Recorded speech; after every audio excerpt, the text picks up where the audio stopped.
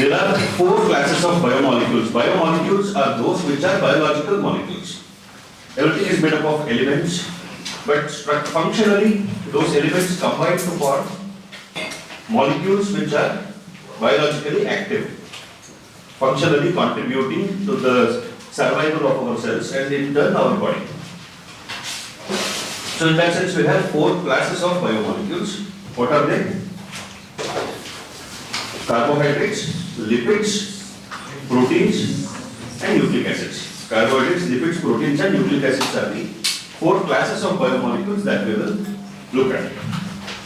Now each one has a significance. We know carbohydrates are for energy and also for readily accessible storage form of energy.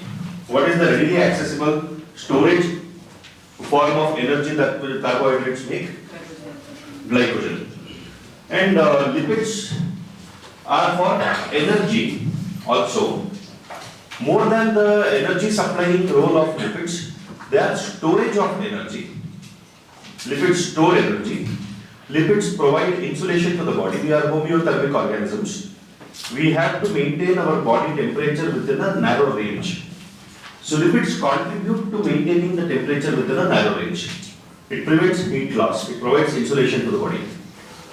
So maintaining the internal temperature at an appropriate level. Also lipids contribute to maintaining, enhancing the functionality of our nervous system. Lipids also contribute to efficient functioning of our cells in the form of phospholipids. Lipids also contribute significantly to forming some of the hormones. So lipids are very significant. Considering that lipids are bad for health, fat is bad, cholesterol is bad, all of that is not right. Anything in excess or deficiency is bad. Correct? Nothing is bad in its own sense, but anything when it is excess or in deficiency, that is bad. Within the normal range, everything is necessary. Nucleic acids, we know RNA, DNA. RNA is for translating the code on DNA. DNA has the blueprint of the genetic code, which means some protein. RNA is responsible for translating that code into protein. That's all. Proteins, primary function of protein is what? Muscle building is a glamorous role of protein. That makes you feel good. Proteins help in building muscles. Yes, proteins are important for building the muscles. But the primary role of protein is to form the enzymes within the cells. At the molecular level, the day-to-day, every day's requirement of protein is to ensure that your enzymatic machinery is up and running and it is efficiently functioning. Your health depends on the efficient functioning of your enzymatic machinery. Everything that happens in your body is dependent on how well your enzymes are functioning within the cells. Because the body is a conglomerate of trillions of cells functioning in coordination. So every cell has the similar kind of functions. Every cell being functional optimally means the body is functioning optimally. So for day-to-day functioning of your body, it is the enzymatic machinery that is necessary to be maintained in an appropriate and a functional optimum level. Proteins are for that. Proteins are primarily for maintaining your enzymatic functions. Now with that, we look at, from the perspective of biomolecules, we look at how it is available to us, how it is usable in our body. That is what we will look at. Carbohydrates are usable, whether it is carbohydrates, lipids, proteins or nucleic acids, all of them are usable in our body, or all of them are usable, functionally used in our body in their simplest forms. So we have to make it available in the simplest form to our body. What is the only way by which you can give something to the body? The only way by which you can deliver material to the body to assimilate and build your body and maintain your body is by what you eat. There is a saying, you are what you eat. Okay? You can understand that more when you understand the biology of it. You are what you eat. Meaning, how healthy you are is determined by what you eat. What kind of nourishment you provide to the body. How healthy you are influences how active your brain functions. How well your brain functions. How well your brain functions will determine how well you develop knowledge and skills to lead your life. And that will determine your position in life, your position in the society, your respect, everything. Your intellectual capabilities will determine predominantly the positioning that you will develop in the society. How well you are positioned in the society is dependent on your intellectual abilities. Your intellectual abilities will also manifest in the form of your behavior, the way you handle your emotions. All of that is related to the intellect only. So your social, emotional and inter and intrapersonal interactions, all of that is what determines how you are perceived in the society. That will influence how well you get opportunities. That will also influence how you use the opportunities. And all of that collectively will determine how well you position yourself in the society. Now that all comes down to what you eat. Alright. So you are what you eat. Though it is a very simple statement, but that is a very important statement to understand, which can actually make your life better. There is nobody who doesn't want to progress. Yes or no? Even somebody who is begging on the street, deep down he wants to progress. He is not just thinking of surviving like that forever. You go and talk to them, they'll say, I want to grow. But what limits them is this. What influences this is this.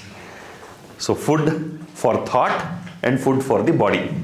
You can control the food for the body better than food for thought. Food for thought is what kind of interactions you have on a day-to-day basis, what kind of topics you discuss, what kind of sensory inputs you give, what you see, what you hear, what you speak, what you read. Alright, all that. Anyways, so food for thought for some other day. Food for the body and understanding biomolecules, we will see. Alright. Chemical composition analysis, all of this, biomicromolecules, proteins, nucleic acid, structure of proteins.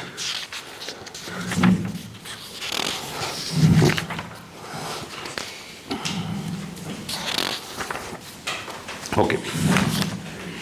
We will read and expand from what is there in the book. Okay.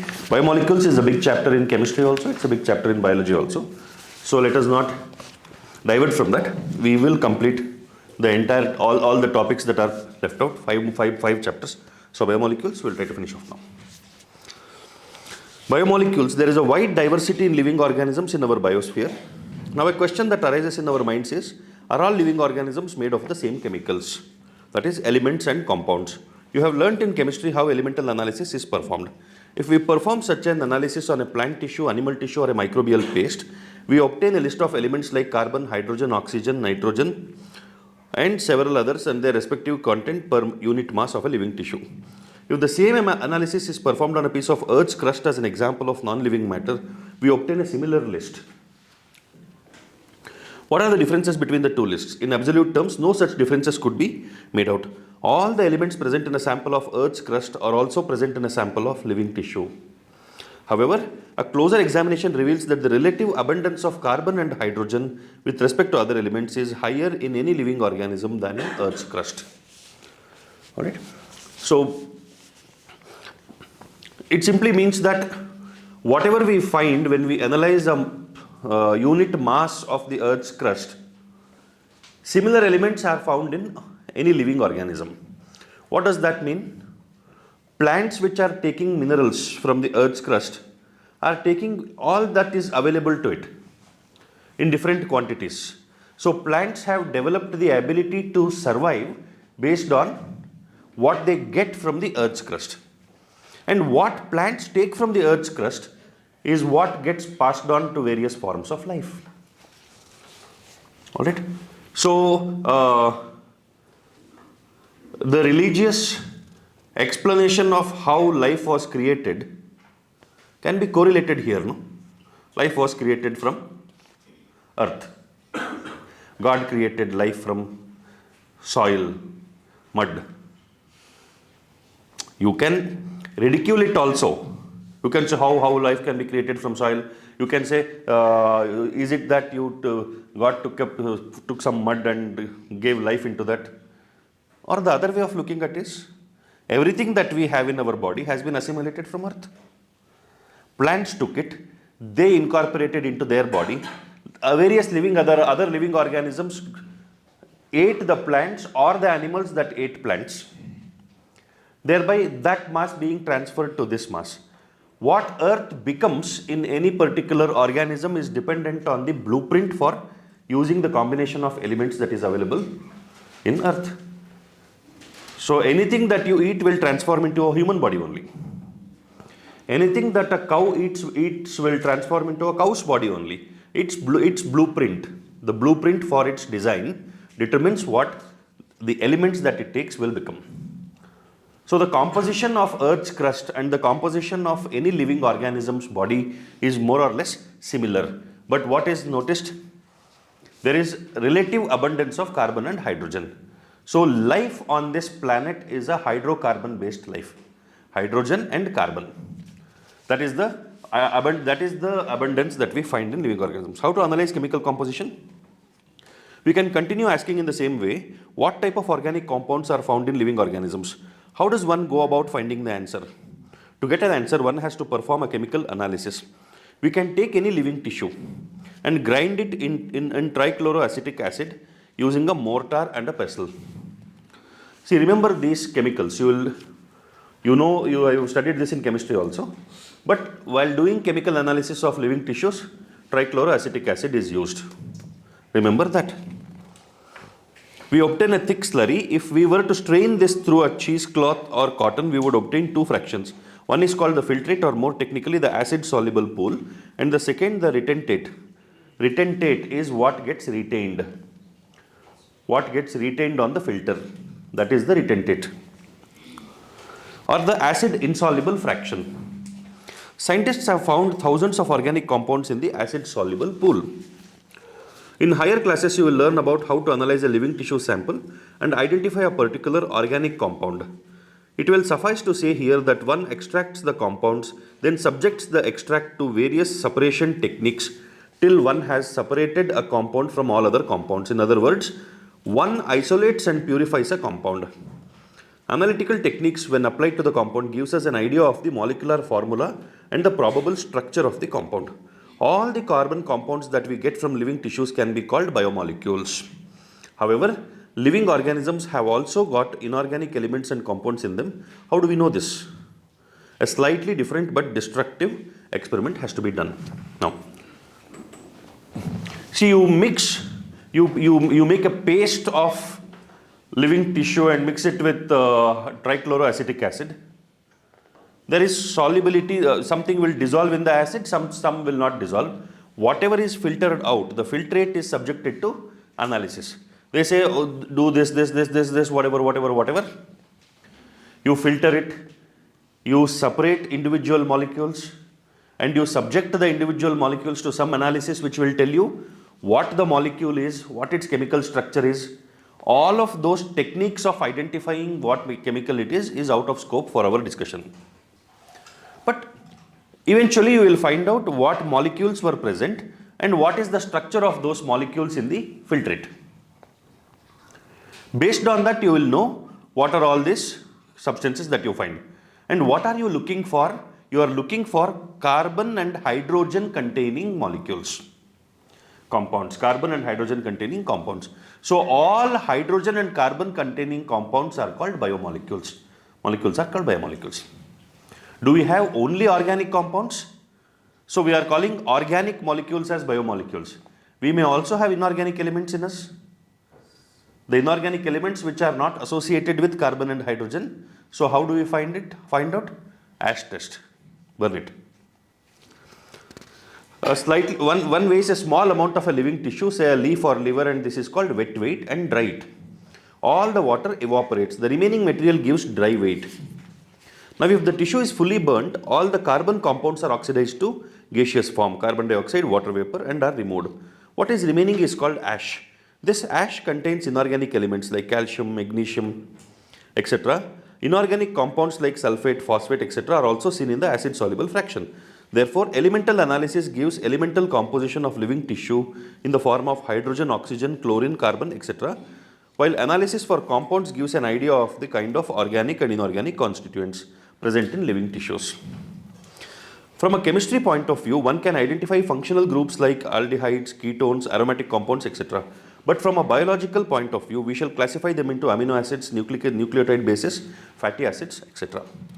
Amino acids are organic compounds containing an amino group and an acidic group as substituents on the same carbon, that is the alpha carbon. Hence, they are called alpha amino acids. They are substituted methanes. Methane is CH4. In CH4, you remove one hydrogen, add one amino group, NH2 group. You remove another hydrogen and add COO group, that is carboxylic group, carboxylic acid group. So that becomes the amino acid. Amino acid is a special compound, amphoteric. It has both acidic as well as basic groups attached to it. It is a zwitterion. Zwitterion is COO minus. Carboxy group is negatively charged. Amino group is positively charged.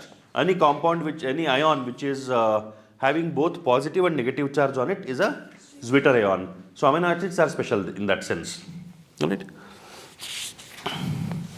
These are hydrogen, carboxyl group, amino group and a variable group designated as R group. Now that variable group is what will determine what the amino acid is. Alright. Based on the nature of R group, there are many amino acids. However, those which occur in proteins are only of 20 types.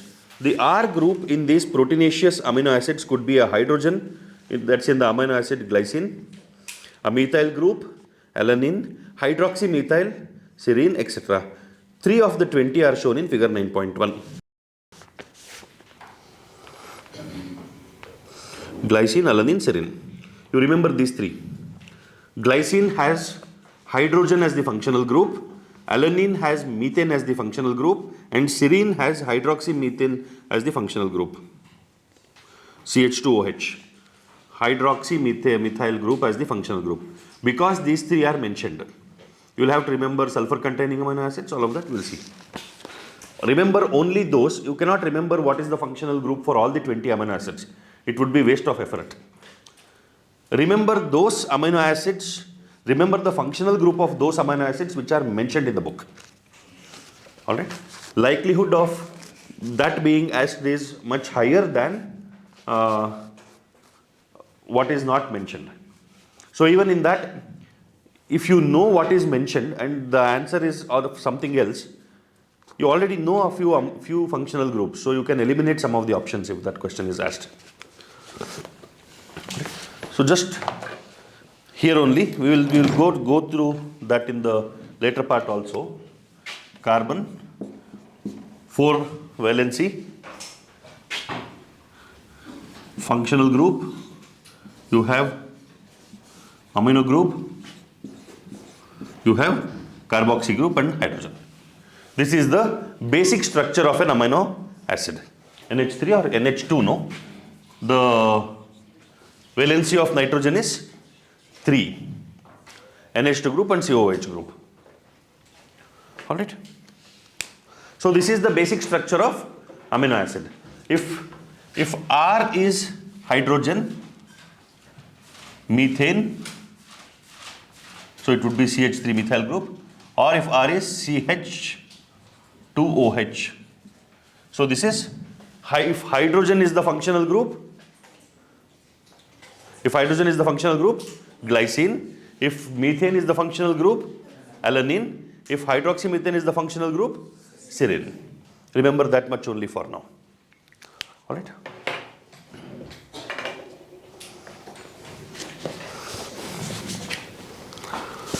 So when you have to make it a zwitterionic compound, this will be NH3 plus COO minus. Alright. The chemical and physical properties of amino acids are essentially of the amino, carboxyl and the functional groups.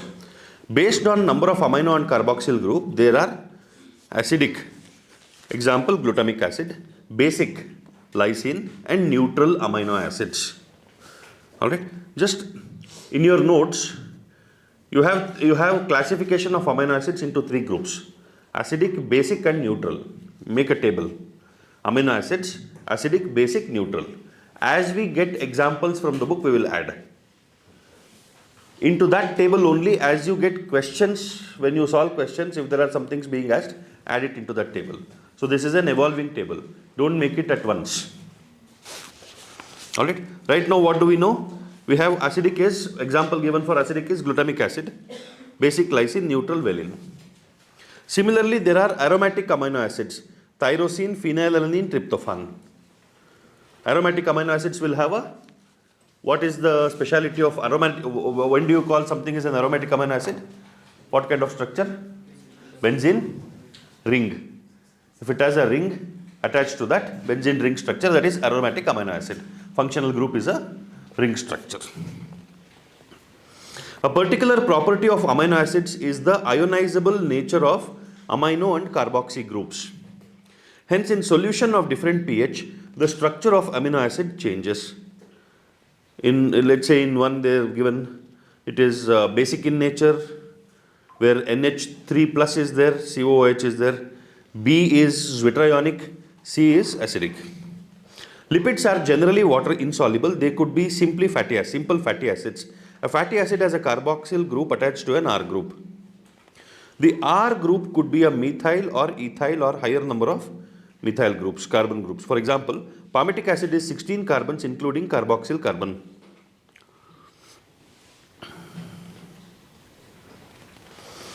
All right. See,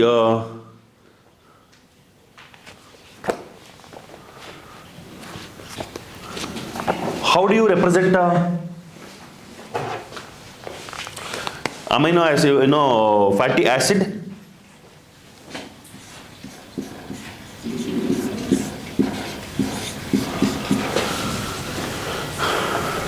CH2N, no? N number, the number of carbons and hydroxy group. There is one hydroxy CH2OH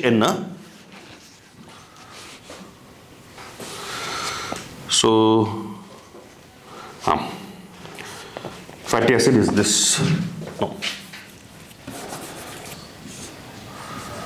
CH3, CH2N. This is fatty acid. This is fatty acid. Fatty acid is a hydrocarbon compound. One carboxy group is there. That is what makes it acidic. All right.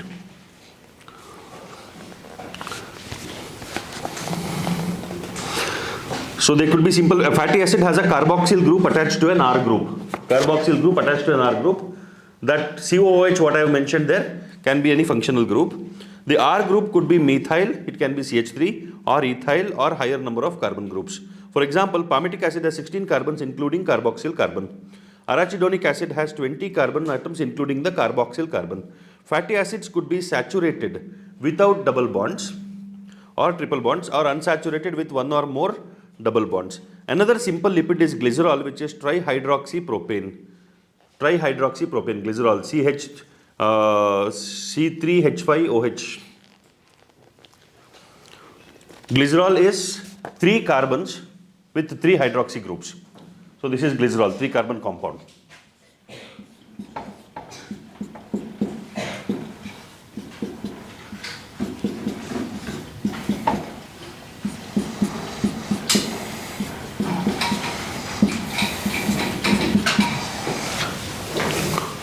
So this is glycerol. All right. Lipids are a combination of fatty acids and glycerol. You remove the hydroxy group and attach fatty acid. If you remove hydroxy group and attach fatty acid, you can do it for 1, 2 or 3. Many times questions have come with how many fatty acids and glycerol are present in a lipid molecule. 3 fatty acids and 1 glycerol. 3 fatty acids and 1 glycerol. All right, options you might, I think in an earlier paper it has come. You have answered that question. 3 fatty acids and 1 glycerol, 2 glycerols and 2 fatty acids, 3 glycerol and 1 fatty acid, like that. Glycerol is a 3 carbon compound. Replace the hydroxy group with fatty acids, that will be lipid. Many lipids have both glycerol and fatty acids. Here the fatty acids are found esterified with glycerol. They can then be monoglycerides, diglycerides and triglycerides. So what is a monoglyceride? Glycerol with 1 fatty acid. That is a monoglyceride. Glycerol with 2 fatty acids is a diglyceride. Glycerol with 3 fatty acids is a triglyceride. So if you have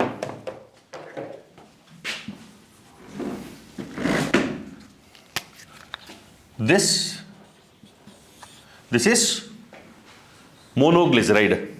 If you have this is diglyceride, and if you have all 3 hydroxy groups replaced with fatty acids, it is triglyceride.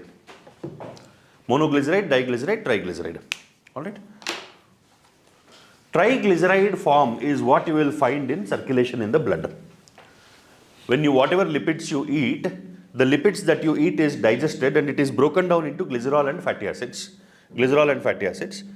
When it gets absorbed into the bloodstream, they will again rearrange to form glycerides, triglycerides.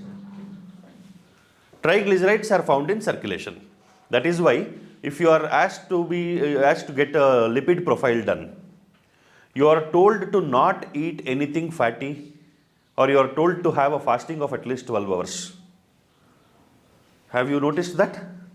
Anybody at home asked for a lipid profile where you will test for triglycerides, cholesterol, triglycerides and cholesterol. In cholesterol, you will study for HDL and LDL, HDL, LDL and VLDL cholesterol.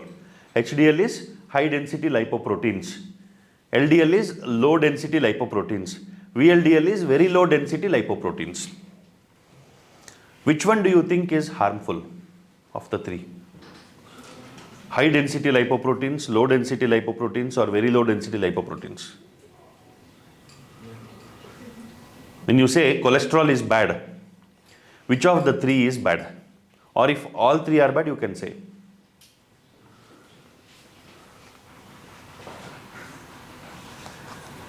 Which one is bad? No idea? When you do a lipid profile, you take a blood sample and check for all the lipid compounds that you find in blood. You will find triglycerides, which is a reflection of your current status of lipids in blood. So triglycerides will tell you how well the lipids are being pushed into compartments. If you find higher levels of triglycerides, there are 2 possibilities. Either you have eaten a lot of fatty food on the previous day without giving enough duration of fasting, you have taken the test, or your body is not active. You have a sedentary lifestyle. You have a sedentary lifestyle which has reduced the ability of the body to use triglycerides, making the triglyceride levels higher. So triglyceride levels in your blood is a reflection of the level of activity you have. Somebody who is exercising regularly will have a low triglyceride level. Okay.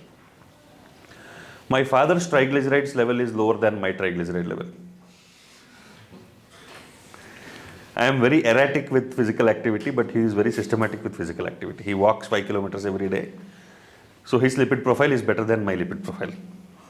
All right.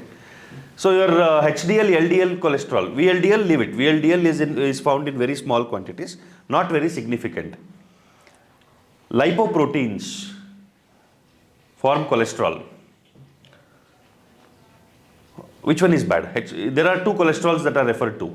Good cholesterol and bad cholesterol. Which of the 2 is good cholesterol? HDL or LDL? High density high density cholesterol, lipoproteins. Okay. Those of you who say high density lipoproteins are good cholesterol, raise your hands. 1, 2, 3, 4. You are voting, no, for that? You only proposed it. 4 of you say high density lipoproteins are good cholesterol. Those of you who say low density lipoproteins are good cholesterol, raise your hands.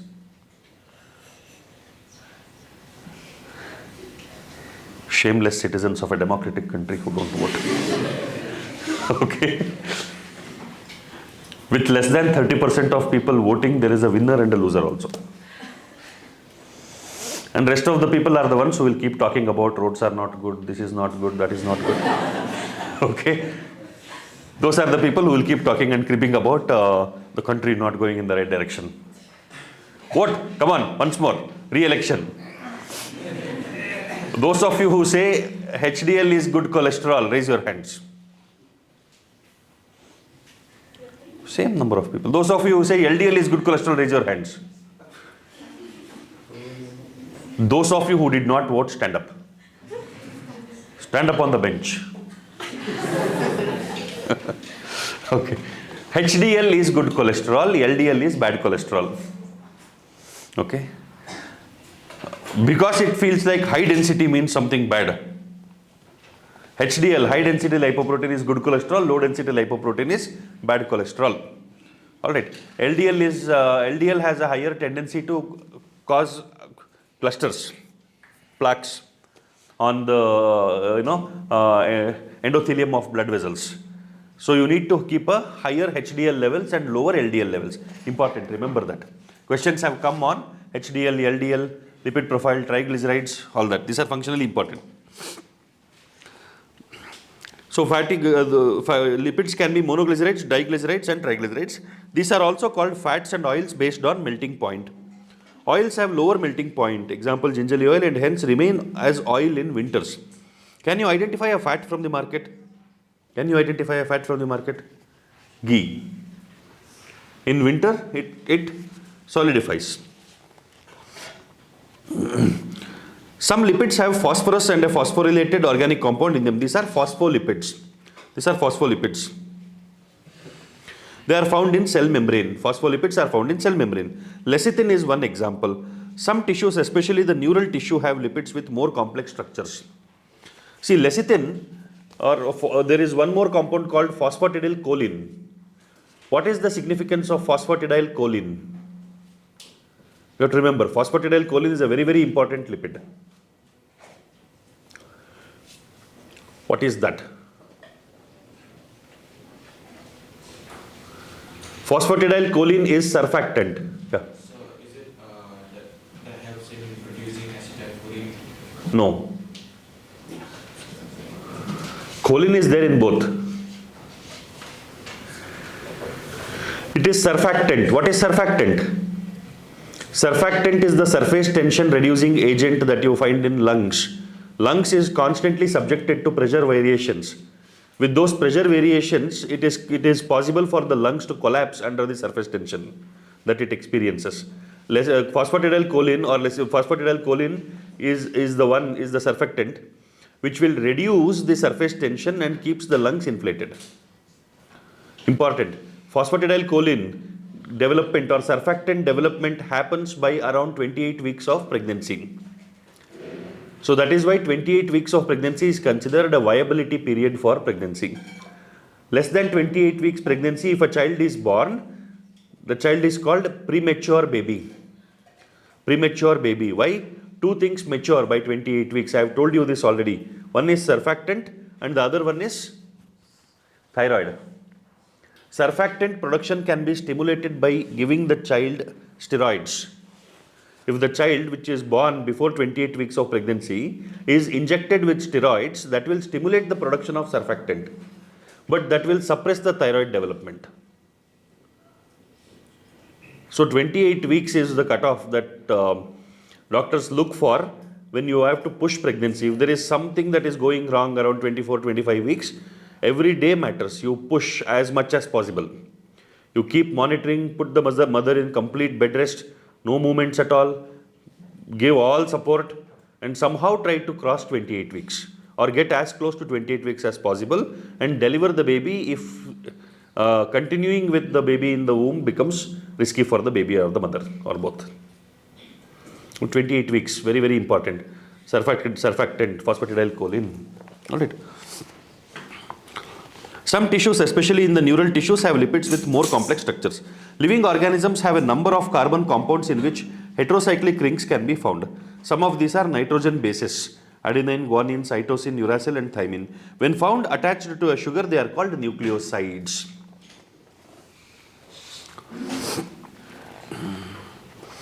If a phosphate group is also found esterified to the sugar, they are called nucleotides. Alright. Adenosine, guanosine, thymidine, uridine, and cytidine are nucleosides. Adenilic acid, thymidilic acid, guanilic acid, uridylic acid, and cytidilic acid are nucleotides. Nucleic acids like DNA and RNA consist of nucleotides only. DNA and RNA function as genetic material. Sugar, phosphate, and base.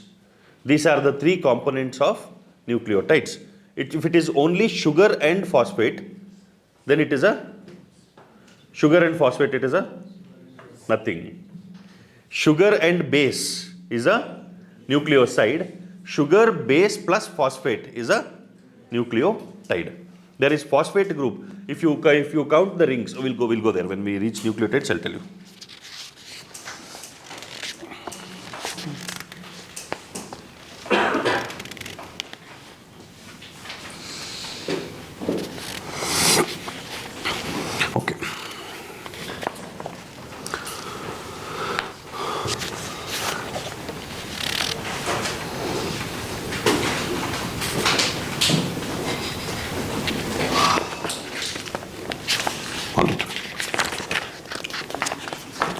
So summary of all that is done: primary and secondary metabolites.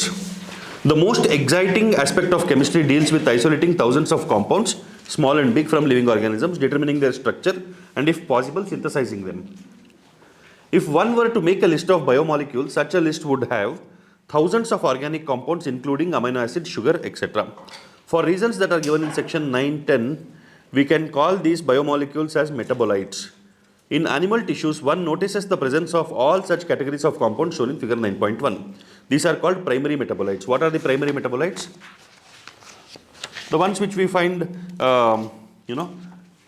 in regular circulation in the body. Carbohydrates, proteins, lipids, and nucleic acids. The monomeric forms of those are primary metabolites. However, when analyzes plant, fungal, and microbial cells, one would see thousands of compounds other than these so-called primary metabolites. Example: alkaloids, flavonoids, rubber, essential oils, antibiotics, colored pigments, scents, gums, spices, etc. These are called secondary metabolites. So the biomolecules which we find in our body, which are important for the functioning of the living cells, are primary metabolites. The other molecules which are produced by the cells are secondary metabolites. They can be produced for various reasons. Some of it can be as a defense against some attack. Some of it can be a response to stress. Some can be a storage compound. Alright? So various things like the resins and gums, those are all response to stress, injuries. It's like bleeding of the plant. So to get gum and resins, you make incisions in the plant, cut the plant appropriately so that those secretions are produced by the plant, which when solidified becomes rubber and gums and resins and all that. Right. While primary metabolites have identifiable functions and play known roles in normal physiological processes, we do not at the moment understand the role of or functions of all the secondary metabolites in host organisms. However, many of them are useful to human beings, human welfare. Example: rubber, drugs, spices, scents, and pigments. That is all what we care now. We try to understand everything to figure out how to use it. Correct? Technology, or see, science in its pure form is for the purpose of understanding life and the world around us. That's all. That is the purpose of science. But science becomes obsolete for human beings if it is not associated with modifying that knowledge or transforming that knowledge into something which will bring about human welfare. So anything we understand, we will add another layer of inquiry into that to find out how can we use this for our own welfare. Correct? Gold was discovered. It was highly malleable and ductile. So ornaments could be made from that. Shiny metal. Interest of human beings got triggered. Mining of gold became more. Demand became more. Supply is limited. Economy built around it. Gold became precious metal. Alright. So asbestos is like aluminium only, no? Shiny, like it's called fake silver, asbestos. Anyways, is it asbestos? Anyways, leave it. I'm trying to recall something that we used to dig out. It would be shiny like silver, flaky, you can break it easily, but it is not metal, something close to that. You've not seen it? Okay. Some secondary metabolites have ecological importance. In the later chapters and years, you will learn more about this. Biomacromolecules and biomicromolecules, we'll see. Biomacromolecules. There is one feature common to all those compounds found in the acid-soluble pool. They have molecular weight ranging from 18 to around 800 Daltons approximately. All those which you find in the acid-soluble pool are between 18 to 800 Daltons. Important. Some things which will go into specific details, a range, exceptions, special characters, those are all relevant for exams. Those are the things that will be pulled out. The acid insoluble fraction has only 4 types of organic compounds, that is proteins, nucleic acids, polysaccharides and lipids. These classes of compounds, with the exception of lipids, have molecular weight in the range of 10,000 Daltons and above. So acid soluble pool had micromolecules, acid insoluble pool or the retentate had macromolecules. So the molecular weight of these compounds in the acid insoluble pool is over 10,000 Daltons. For this very reason, biomolecules, that is chemical compounds found in living organisms, are of 2 types. One, those which have molecular weight less than 1000 Dalton and are usually referred to as micromolecules or simply biomolecules, while those which are found in the acid insoluble fraction are called macromolecules or biomacromolecules. The molecules in the insoluble fraction, with the exception of lipids, are polymeric substances. Molecules in the insoluble fraction, with the exception of lipids, are polymeric substances. Note that. Then why do lipids whose molecular weights do not exceed 800 Daltons come under acid insoluble fraction, that is macromolecular fraction? Indeed, lipids are indeed small molecular weight compounds and are present not only as such but also arranged into structures like cell membrane and other membranes. When we grind a tissue, we are disrupting the cell structure. Cell membrane and other membranes are broken into pieces and form vesicles which are not water soluble. Therefore, these membrane fragments in the form of vesicles get separated along with the acid insoluble pool and hence in the macromolecular fraction. Lipids are not strictly macromolecules. Lipids are not strictly macromolecules. They are built by accumulation. Even if you look at the lipid masses that you find in the body, adipose tissue, there are thousands of cells, adipocytes, accumulating small quantities of lipids within them. It is not a sheet of lipid you find in storage. It is a sheet of thousands of cells with small fragments of small quantities of lipids accumulating in them as storage. The acid soluble pool represents roughly the cytoplasmic composition. The macromolecules from cytoplasm and organelles become the acid insoluble fraction. Together they represent the entire chemical composition of living tissues or organisms. In summary, if we represent the chemical composition of living tissue from abundance point of view and arrange them class-wise, we observe that water is the most abundant chemical in living organisms. So the conclusion of all this is we come to an understanding of what the cells are made up of. Water, about 70 to 90% of the cell. Proteins, 10 to 15%. Carbohydrates, 3%. Lipids, 2%. Nucleic acids, 5 to 7%. And ions, 1%. Simple ions. So if you look at it, the most abundant macromolecule, the most abundant molecules in the cells are proteins. The most abundant are proteins, followed by nucleic acids. Followed by nucleic acids. So that is a reflection of the functional significance of proteins and nucleic acids. Nucleic acids have the blueprint for everything that you need to perform as a cell. So they are also abundant. But the execution is by the proteins. It is like if you see, the legislature makes all the rules for the governance of a country. That is like the nucleus of the cell, nucleic acids.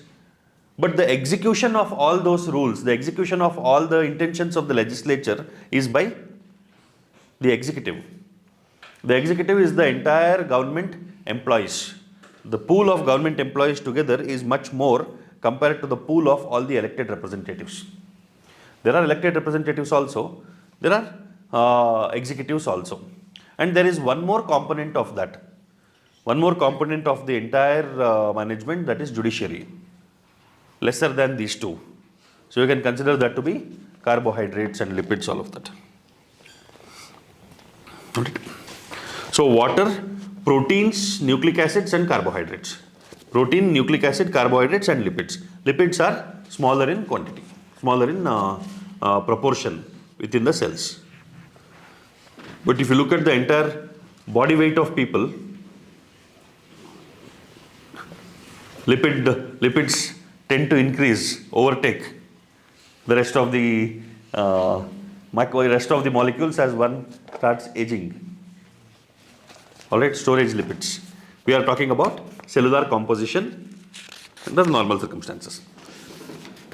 Proteins are polypeptides. They are linear chains of amino acids linked by peptide bonds as shown in figure 9.3. Take out the figure 9.3.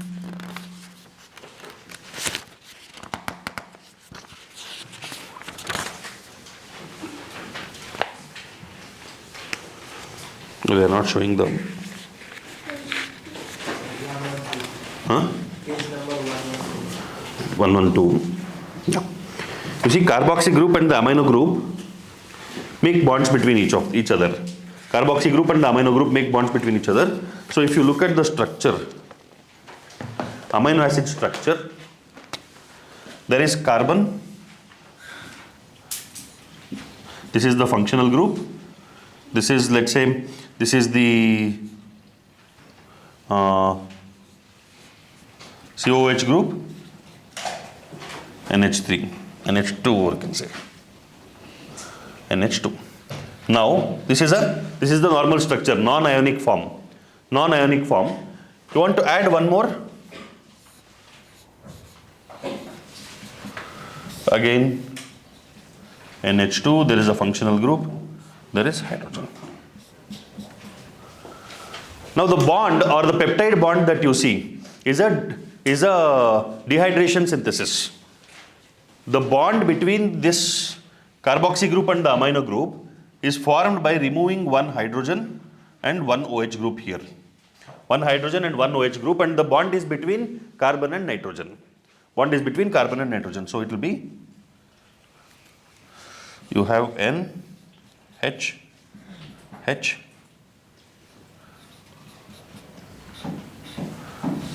This is the structure. This is the structure. You remove this hydroxy group and one hydrogen, and the peptide bond is formed. The bond is between nitrogen and carbon there. Peptide bond is formed. The peptide bond is a stronger bond. It's a strong bond formed by dehydration synthesis. Keep continuing with the same way. You have a polypeptide chain. Add one more amino acid. Doesn't matter what the functional group is. And which amino acid is coming in that sequence is determined by what? During the formation of protein, amino acids have to be joined together to build the polypeptide chain. What should be the sequence of amino acids is determined by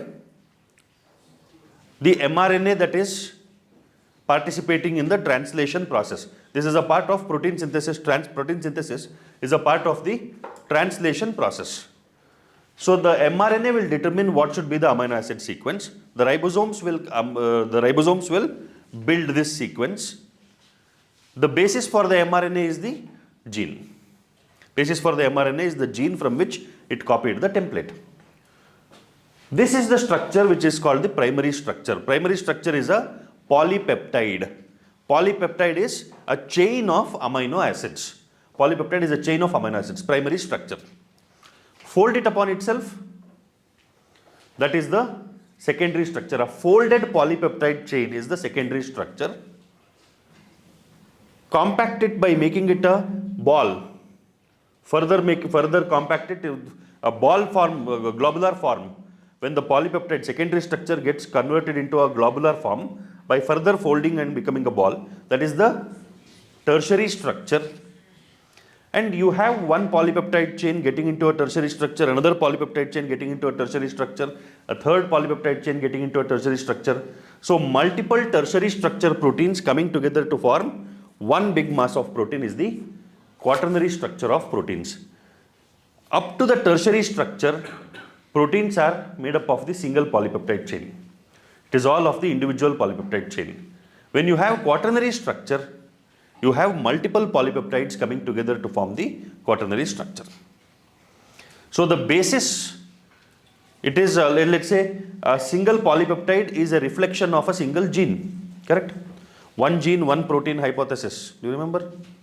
One gene, one protein hypothesis is there. One gene will give rise to one protein. So up to the tertiary structure, the protein is representative of one gene. Quaternary structure of protein is getting contributions from multiple genes, which translated into multiple polypeptides, which came together to form the tertiary structure, quaternary structure. All right.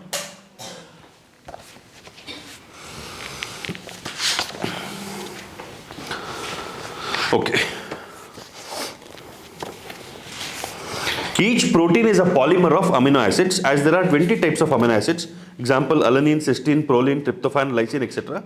A protein is a heteropolymer and not a homopolymer. What is a heteropolymer and a homopolymer? What is the difference between a heteropolymer and a homopolymer?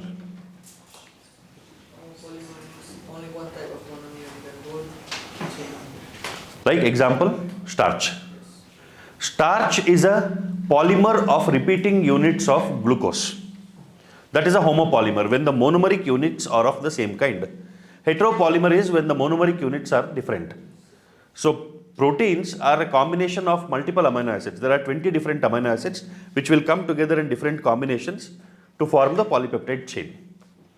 So proteins are heteropolymers, not homopolymer.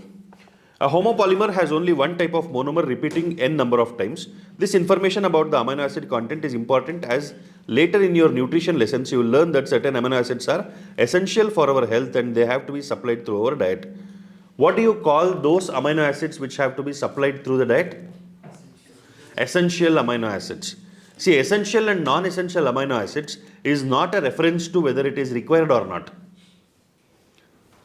It is not whether it is required or not. It is a reference to what has to be supplied through the diet and what need not be supplied through the diet. If an amino acid is supposed to be supplied through the diet, then it is essential. If an amino acid is manufactured within the body, then it is non-essential. So out of the 20 amino acids, 10 are essential and 10 are non-essential. You should remember the list of 10 amino acids which are essential. Do you remember? I think I have told this once. Who remembers? Matt will fly. So tell me the names of the amino acids. M. Methionine, alanine, threonine, tryptophan, valine, isoleucine, leucine, phenylalanine, histidine, lysine. All right.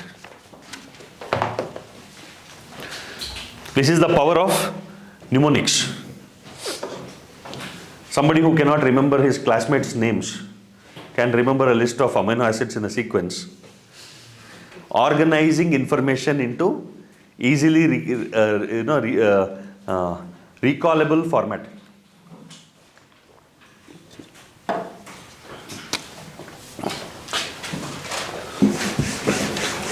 Write down. That will fly.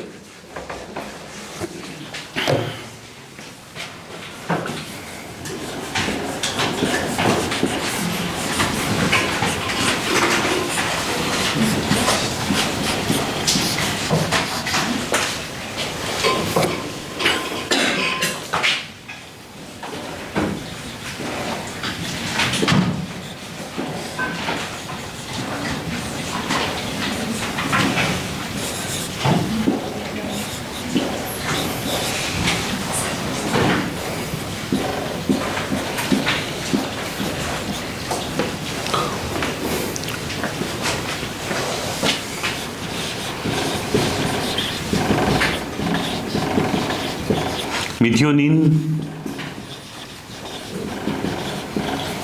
alanine,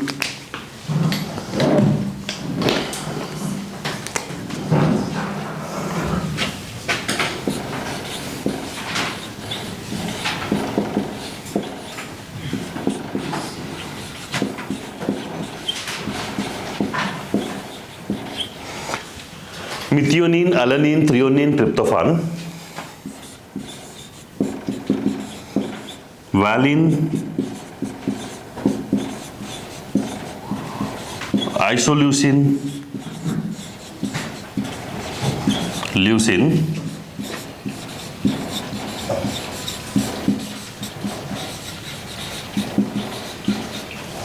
phenylalanine,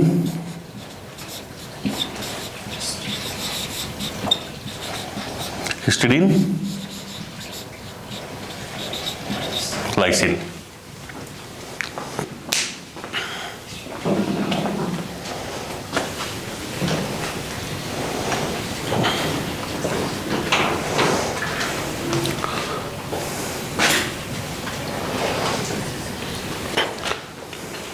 If at all question comes on this, it will be a straightforward question. Which of the following are is or are essential amino acids? Outright, 4 marks.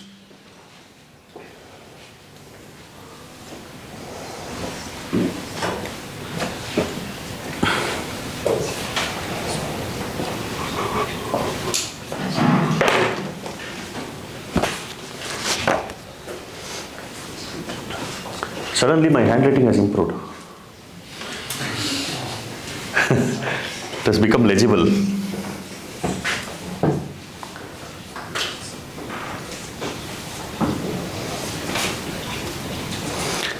Maybe vernalization has happened. What is vernalization? Cold exposure leading to development in the seed.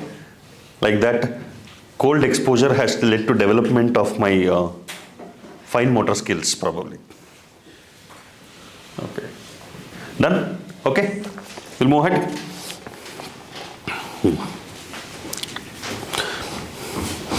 The non-essential amino acids are those which our body can make while we get essential amino acids through our diet or food. Proteins carry out many functions in living organisms. Some transport nutrients across cell membrane. So we have these transport proteins. What are the types of transport proteins that you have? Peripheral proteins and transmembrane proteins. Transmembrane proteins can form channels. Remember that, cell biology we have discussed that. Peripheral proteins and transmembrane proteins. Peripheral proteins are on either side of the cell membrane. Transmembrane proteins are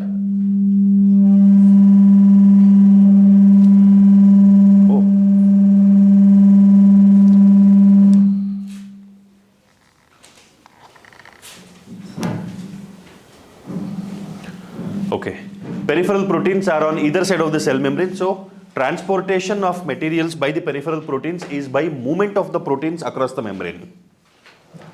Transmembrane proteins are present throughout the membrane. So they will allow passage of materials through them.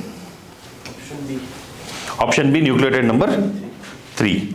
So phosphodiester bonds are found only in the phosphodiester bonds, you can notice, only in the intervening nucleotides, not in the terminal nucleotides. So 5' end is the one with the free phosphate group. The 5th carbon having a free phosphate group. 3' end is the one with the free hydroxy group. What is the direction in which anything happens in a nucleotide? In DNA? New chain synthesis, anything. It is the 5' end, 5 to 3 is the new chain synthesis. Meaning what? You need to have a free hydroxy group available. For a DNA synthesis, for a DNA polymerase to function, there needs to be a primer in the beginning of the chain, primer in the beginning or at the 5' end. Now if there is a primer at the 5' end, what will be available for the DNA polymerase to attach a nucleotide? Is it looking for the phosphate group or the hydroxy group?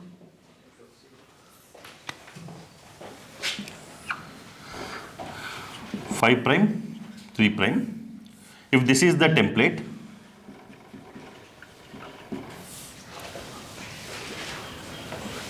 and this is, let's say,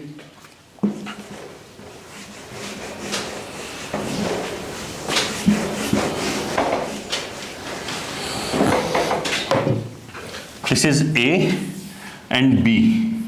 The new strand synthesis will be, what is the direction? A to B or B to A? The new strand synthesis will be B to A. Anything that is made is from 5 to 3.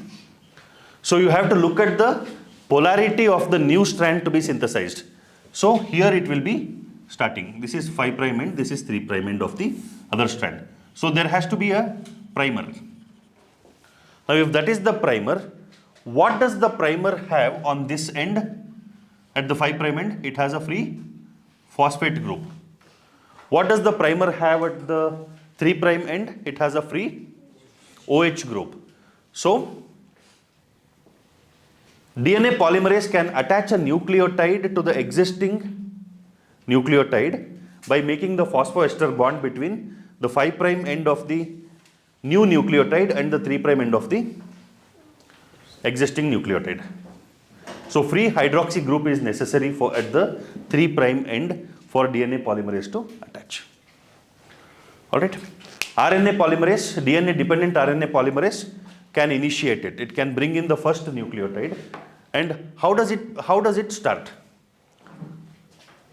See, DNA polymerase will build the phosphoester bond first, and then hydrogen bond happens. Hydrogen bond happens. RNA polymerase will make the hydrogen bond first. It will bring the nucleotide, loose hydrogen bond is formed, then it starts building the phosphoester bonds. Because it also needs to have the first nucleotide to be present in that position where it can attach. So the RNA polymerase can hold this in position by the hydrogen bond. Understand? All right.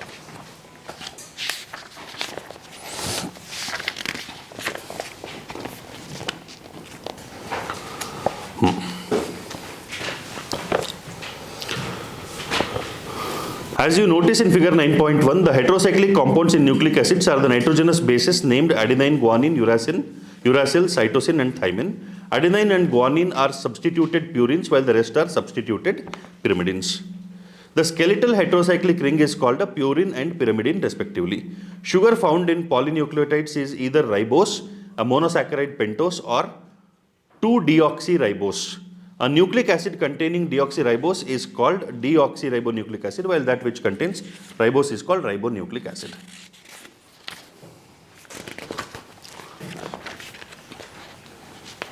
Structure of protein, enzymes, chemical reactions, and enzymatic action, nature of enzymatic action, all of that we will continue after the break. 10 minutes break. 10 minutes, you come back in 10 minutes. Don't have mini conferences outside the classroom.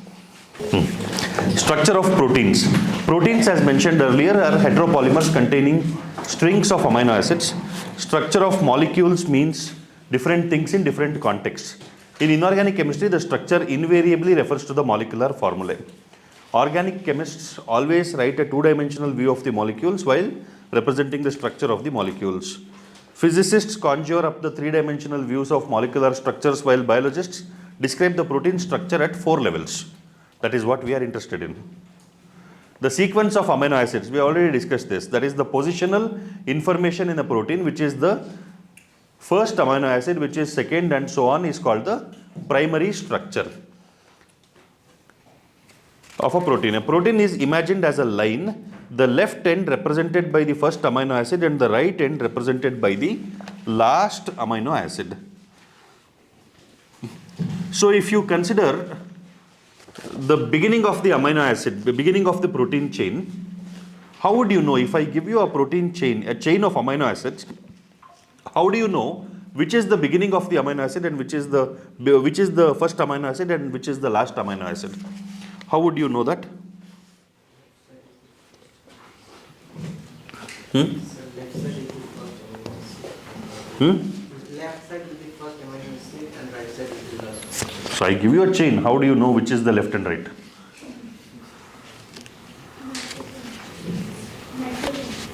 Nitrogen. Amino group, free amino group is the first amino acid. The free carboxy group is the last amino acid. So N-terminal amino acid. The first amino acid is also called as N-terminal amino acid. The last amino acid is called the C-terminal amino acid. Alright? A protein thread does not exist throughout as an extended rigid rod. See, amino terminal and carboxy terminal are important functionally also. Because in digestion we have endopeptidases and exopeptidases. Peptidases are enzymes which will break down proteins. Endopeptidases can break any of the polypeptide chain, any of the peptide bonds. But exopeptidases will need attachment of the free groups. So aminopeptidase will need a free amino group to hold on to the polypeptide chain. It cannot go and cut anywhere. It needs to hold on to the amino group and then cut the first available peptide bond. A carboxy peptidase will need to have a free carboxy group to hold on to and then break the first available peptide bond. Alright, so we have amino terminal and carboxy terminal in the polypeptide chain. So knowing those terminals is important. A protein thread does not exist throughout as an extended rigid rod. The thread is folded in the form of a helix. Helical structure similar to a revolving staircase. So you take the thread, twist it. That is the twisted form, or a helical form is the secondary structure. If you continue to twist it, what will it become? It becomes a glob. It becomes a spherical structure. That is the tertiary structure. And multiple such tertiary structures joined together forms the quaternary structure. Quaternary structure examples can be our hemoglobin, globin. How many polypeptide chains does globin contain? 4. 2 alpha and 2 beta. If there are, if beta chains are replaced by gamma chains, what is that? There are 2 alpha chains and 2 beta chains. If instead of beta chains you have gamma chains, 2 alpha and 2 gamma chains, that hemoglobin is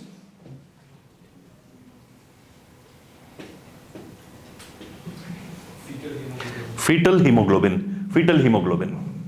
What is the significance? Hemoglobin structure of the beta chain structure is not the same in the fetuses as you would find in the adult.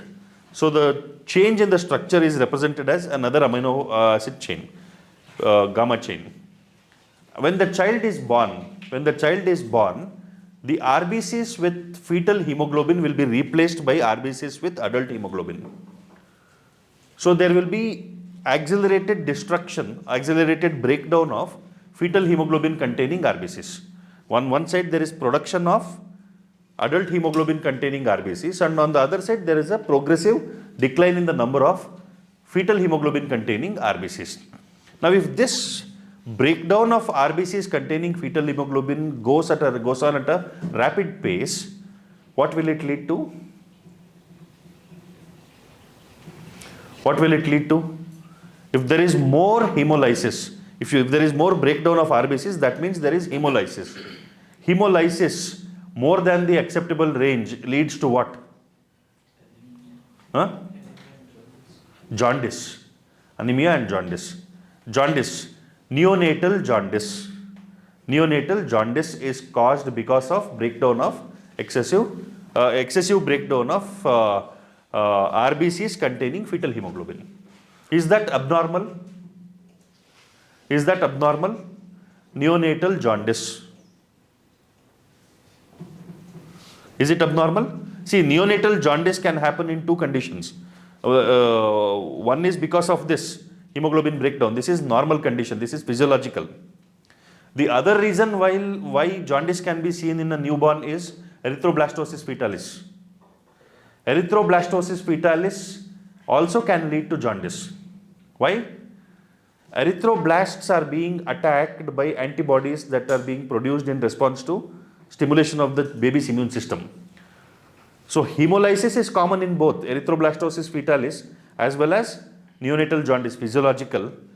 Both the cause, the breakdown of RBCs is common, but the reason for the breakdown is different. The reason for the breakdown is different. All right. How do we find out whether it is physiological jaundice or erythroblastosis fetalis, pathological jaundice? In an antibody mediated breakdown of RBCs, like in erythroblastosis fetalis or the hemolytic disease of the newborn, it is also called HDN, hemolytic disease of the newborn. Neonatal jaundice is not called a disease, it is physiological, treated by phototherapy. Treated by phototherapy. You might have seen newborns taken to sunlight early morning. The early morning sunlight the children are exposed to for about 15-20 minutes, 30 minutes. Why? The sunlight or the light in that wavelength will accelerate the breakdown of bilirubin under the skin. The skin of young babies, the skin of neonates will be less keratinized. They will be very thin. The layers of the skin are very thin. So light penetrating into that skin will cause breakdown of the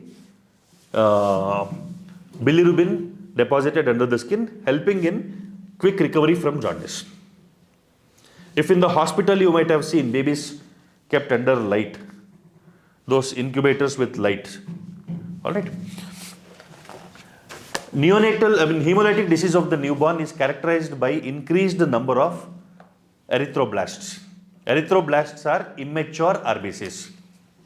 When there is an antigen-antibody reaction, antibody attack on the RBC, there will be trigger on the bone marrow for producing more RBCs and putting the RBCs into function, not allowing the bone marrow to complete the maturation of RBC properly, thereby leading to erythroblasts getting into the circulation. How do we know whether something is an erythroblast or a fully formed RBC? If you find remnants of nucleus in RBCs, they are erythroblasts. Erythroblasts will have identifiable nucleus, but RBCs don't have nucleus. RBCs are enucleated cells. In that sense, are RBCs living cells or dead cells?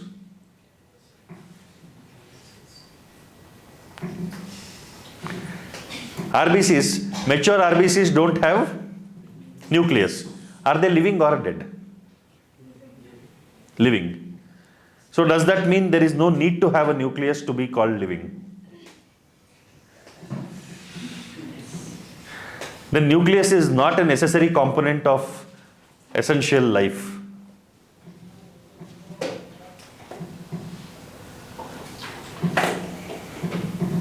How do you define life at the molecular level, biochemical level?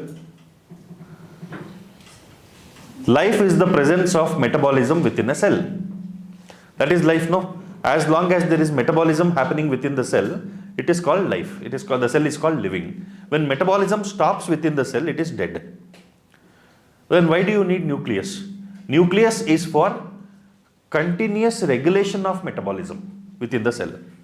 If a cell does not have nucleus, like RBC, RBC does not have nucleus. Nucleus is removed from the RBC, but metabolism continues to happen. You cannot alter the metabolism, or you cannot change the rate of metabolism. You cannot bring in new metabolic reactions or reduce some metabolic reactions. Nothing of that sort can happen. It is like a predetermined set of reactions that can happen. Cell with nucleus is like a human with possibility of developing entrepreneurship and leadership. Cell without nucleus is a permanent employee, never getting out of that mold of doing the same thing again and again and again and again and again and again. So, if nucleus is the brain of the cell which continues to have nucleus has the possibility of modifying its metabolism to suit its demand. Cell without nucleus does not have the possibility of modifying its metabolism. Likewise, a person with the drive to evolve, evolutionary drive still existing in his brain is like a person with is like a cell with nucleus. In response to the demand of the situation, the person can rise to the occasion and overcome challenges. But a person who does not, who chooses to live and die within the boundary of his own comfort zone is like a cell without nucleus. What will happen is fixed. The same thing will happen again and again and again and again and again and again and again and again, and someday after 90 to 120 days, RBC can no longer survive. Got it? Why does the RBC become fragile by the end, by around 90 days? Why does it become fragile? The contractile proteins or the proteins that are necessary, the cell membrane integrity to be maintained requires replacement of the chemicals which will keep it flexible. But if it has to be replaced, that means that it has to be produced. If it has to be produced for replacing worn out proteins from the cell membrane, worn out structures from the cell membrane, then it has to be first coded. Blueprint has to be reduced. Blueprint has to be taken. To take the blueprint, you need to have DNA. No DNA, no nucleus, no DNA, so no new protein synthesis can happen. That means no repair can happen of the cell. Do all cells die in 90 days? Do all cells die in 90 days? All cells don't die in 90 days. Platelets do have a nucleus, but platelets die in about 7 to 10 days. Alright, the life of platelets is about 7 to 10 days. But platelets have nucleus. What do you say about that? Life is complex. Don't bother about it, just live happily. Alright. So contradicting the same things that we assert. Assertion and contradiction in the same sentence. That's the beauty of life. Depends on where you are looking from. Alright. So in proteins only right-hand helices are observed. Of course only some portions of the protein threads are arranged in the form of a helix. In proteins only right-hand helices are observed. Other regions of the protein thread are folded into other forms in which is called the secondary structure. In addition, the long protein chain is also folded upon itself like a hollow woolen ball, giving rise to the tertiary structure. We already discussed that. This gives us a three-dimensional view of a protein. Tertiary structure is absolutely necessary for many biological activities of proteins. Where do you find globular proteins and filamentous proteins that we see? When you look at a tertiary structure, you will notice that the backbone of the protein chain folds upon itself. The chain crisscrosses itself and hence many crevices or pockets are made. One such pocket is the active site. An active site of an enzyme is a crevice or pocket into which the substrate fits. Thus, enzymes, through their active site, catalyze reactions at a high rate. Enzyme catalysts differ from inorganic catalysts in many ways, but one major difference needs mention. Inorganic catalysts work efficiently at high temperatures and high pressures, while enzymes get damaged at high temperatures, say above 40 degrees Celsius.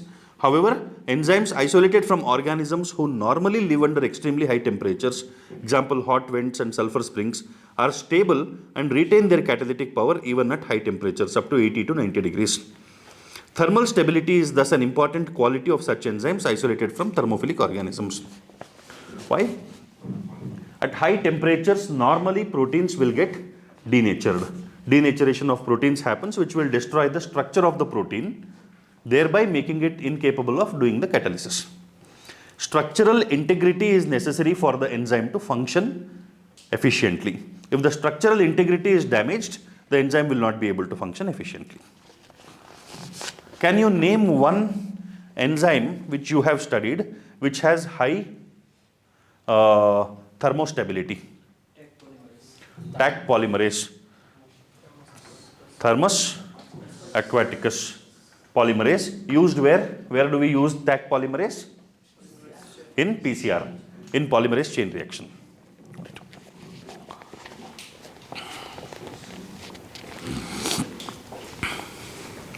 Chemical reactions. How do you understand these enzymes? Let us first understand a chemical reaction. Chemical compounds undergo two types of changes. A physical change simply refers to a change in shape without breaking of bonds. This is a physical process. Another physical process is a change in state of matter when ice melts into water or when water becomes a vapor. These are also physical processes. However, when bonds are broken and new bonds are formed during transformation, this will be called a chemical reaction. So chemical reaction is that where bonds are broken or bonds are formed. That's all, baseline. In biological systems, breaking bonds is catalytic, catabolic. Making bonds is anabolic. That's all. So, types of reactions. Okay, nomenclature is later. For example, barium hydroxide, H2SO4, sulfuric acid, barium sulfate and water is an inorganic chemical reaction. Similarly, hydrolysis of starch into glucose is an organic chemical reaction. Inorganic and organic is simply based on where is it happening. If reactions happen in the living systems, they are called organic chemical reactions, or in living compounds, they are called organic chemical reactions. If it happens in the inorganic world, non-living world, then it is inorganic.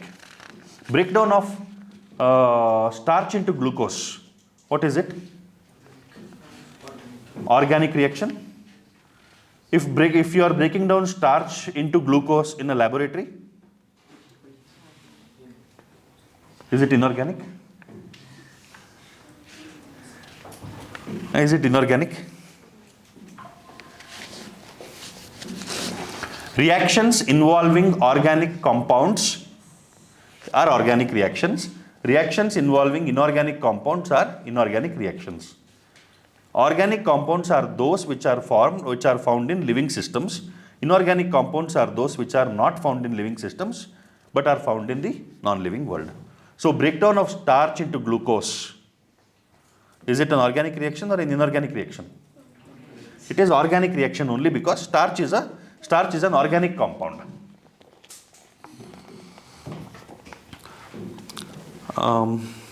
Rate of a physical reaction, physical or chemical process, refers to the amount of product formed per unit time. It can be amount of rate is equal to amount of product formed by unit time.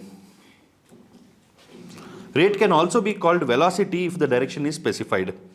Rates of physical and chemical processes are influenced by temperature, among other factors. A general rule of thumb is that rate doubles or decreases by half for every 10 degrees Celsius change in either direction. 10 degrees Celsius change, 10 degrees Celsius change is also not 10 degree. You have for every 1000 meters temperature gradient. Physics, recall, as we go higher in altitude, temperature reduces by what? What is the rate there? Rate of decrease in temperature in relation to altitude. No? You don't remember? Higher altitudes have lower temperatures. Higher altitudes have lower temperatures. So what is the rate? For every 1000 meters, probably it is 1 degree Celsius or something like that. There is a correlation, there is a relation between altitude and temperature. Check it out in physics. That is also important. So here for every 10 degrees Celsius change in either direction, the rate reduces or increases by 50%. So if you reduce the temperature by 10 degrees, what will happen to the rate? Let's say from 40 degrees is the optimum, let us assume, or 35 degrees is the optimum temperature. If you make it 25 degrees, what will happen? Will the rate decrease or increase? Sir, it depends on the reaction. It is indothermic or exothermic. Okay. If it is an endothermic reaction, reduction in temperature, is the influence of temperature on the reaction dependent on the kind of reaction, or is it influencing the enzyme activity? Does the condition alter the rate of reaction based on the nature of reaction, or it is acting on the enzyme? It is influencing the enzyme. It doesn't matter what is the nature of reaction the enzyme is catalyzing, the influence is on the enzyme, on the action of the enzyme. So you have to consider this. If the reaction is happening at, let's say, 25 degrees now, you are conducting reactions at 25 degrees, and if you increase the temperature by 10 degrees and bring it to 35, what will happen to the rate of reaction? Rate of reaction increases. From 35, if you increase the temperature to 45, what will happen to the rate of reaction? Decreases. So always keep in mind the optimum, deviation from the optimum. If you are moving away from the optimum on either side, the rate of reaction decreases. From whichever direction you are moving towards the optimum, the rate of reaction increases.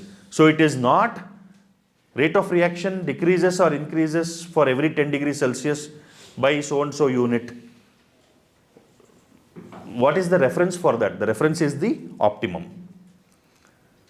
Change of rate of reaction, whether it is with temperature or pH or anything, is relative to the optimum.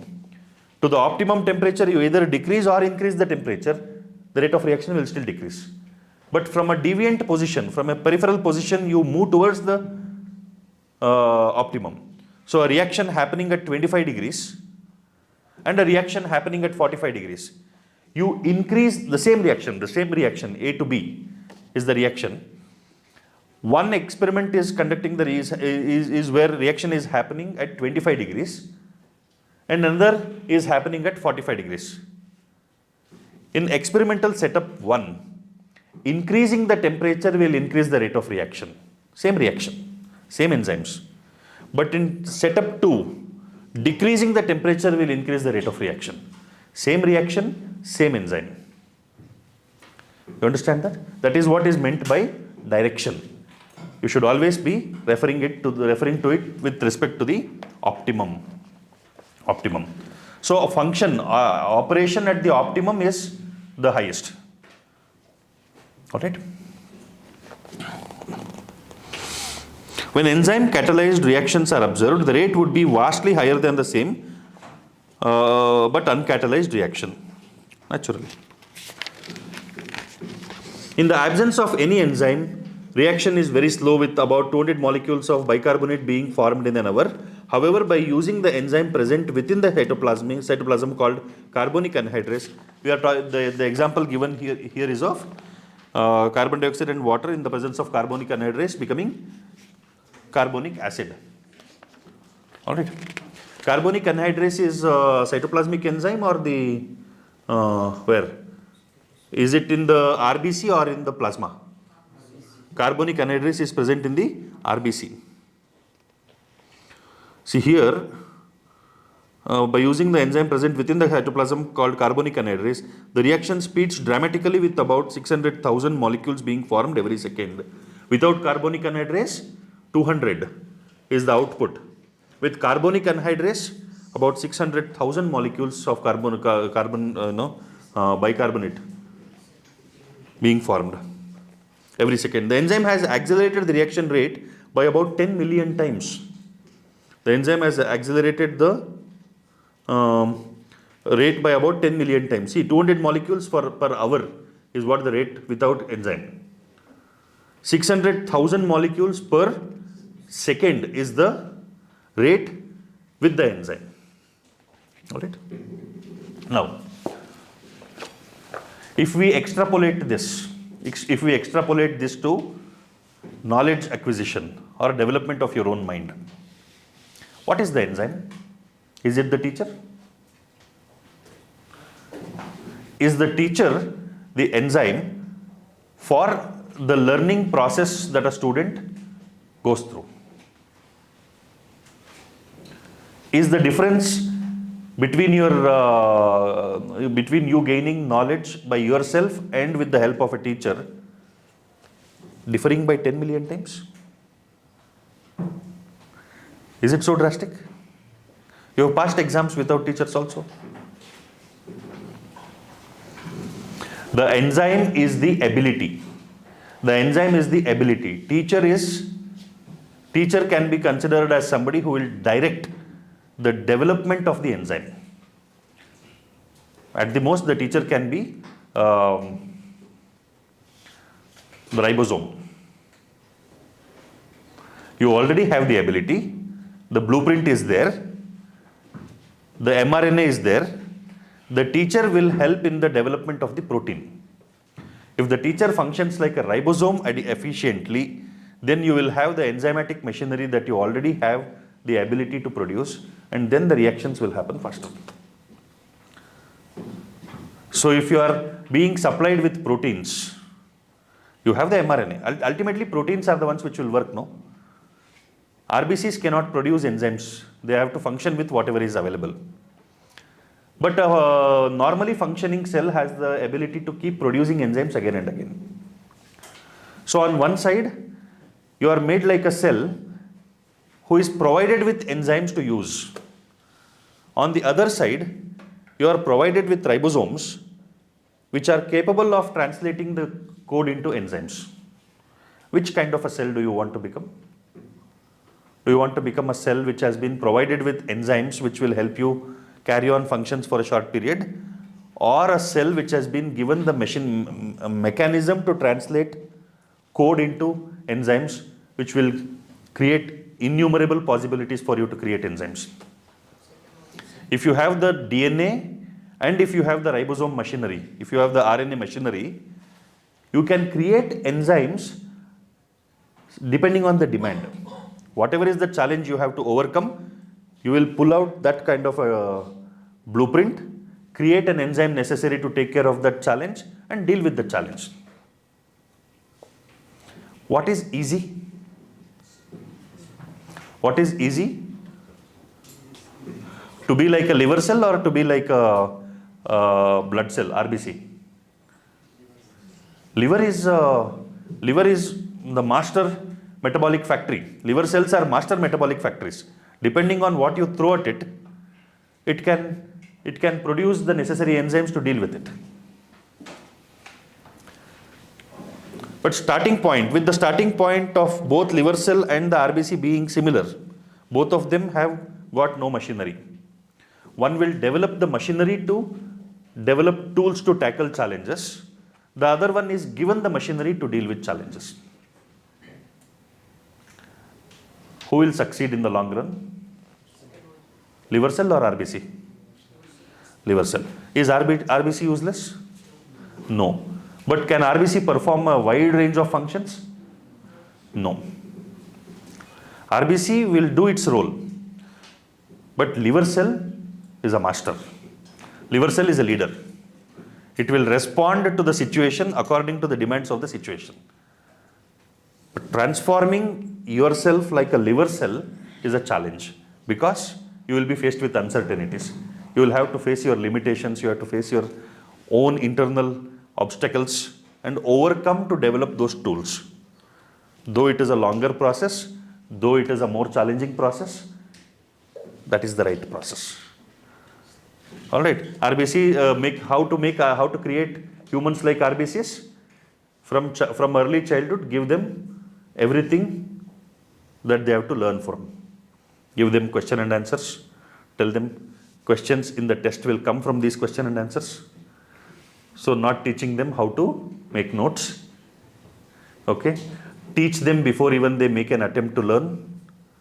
So not giving them the opportunity at all to learn, attempt to learn. So not teaching how to learn, telling them how to remember. Correct? How have you been taught throughout? Do you make an attempt to learn or do you wait for the teacher to teach? How are children trained? They are trained to wait for somebody to teach them. problem. We are creating too many RBCs. RBCs are useful, but limited functions. All right. In my gym, we create liver cells, leaders. All right. You have to go through, you'll have to face a lot of, see, liver, RBCs are not exposed to toxins, RBCs are not exposed to damaging chemicals, alcohol damages liver cells more. But liver cells stand in the line of fire and tackle the challenges which has the potential to damage the entire system. So in the end, the liver cell might be martyred, but liver cell's contribution to maintaining the body is much more higher than the RBC's contribution. All right. Everybody has to die. RBC also will die. Liver cells also will die. But when you die, how are you remembered? As the master of metabolic reactions, as the master controller of metabolism, or a delivery boy? RBC is a delivery boy, no? Delivery boys are important. No demeaning that. But you have to be very clear that you are a delivery boy. You have significance to a certain extent. All right. Yes. I can't but help extrapolate everything to life. So you read history, that has to be useful for day-to-day life. You read this, it has to be useful for day-to-day life. It has to give you perspectives. Otherwise, I find it very boring to go through ready-made content. All right. Anyways, there are thousands of types of enzymes, each catalyzing a unique chemical or metabolic reaction. A multi-step chemical reaction, when each of the steps is catalyzed by the same enzyme complex or different enzyme complex, is called a metabolic pathway. Glycolysis is a metabolic pathway where all the enzymes in a sequence are part of a common process in the process of converting glucose into pyruvic acid. Glycolysis, Krebs cycle, and electron transport chain are all of them can be considered as a part of a metabolic pathway of converting glucose into carbon dioxide and water in the process of breakdown of glucose and producing energy from that. So it's a metabolic pathway.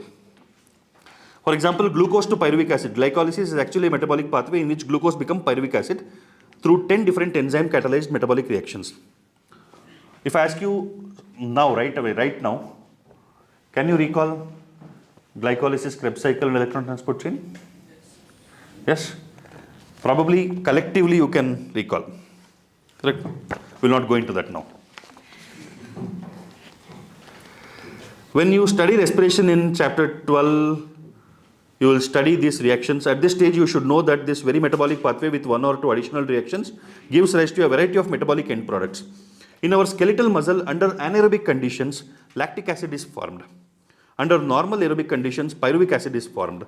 In yeast, during fermentation, the same pathway leads to the production of ethanol. Hence, in different conditions, different products are possible. How do enzymes bring up? That we have seen. See, even in glycolysis, we have seen different intermediates are a part of multiple other pathways also. So it is not the same sequence of chemicals will be part of the same pathway. This individual chemicals can be part of multiple pathways. So it in fact influences it determines what kind of reactions you are looking at. Products of particular reactions which are cleared off quickly make that particular reaction irreversible. If there is a possibility of certain products getting accumulated, then there is a possibility of the reaction becoming reversible. Why?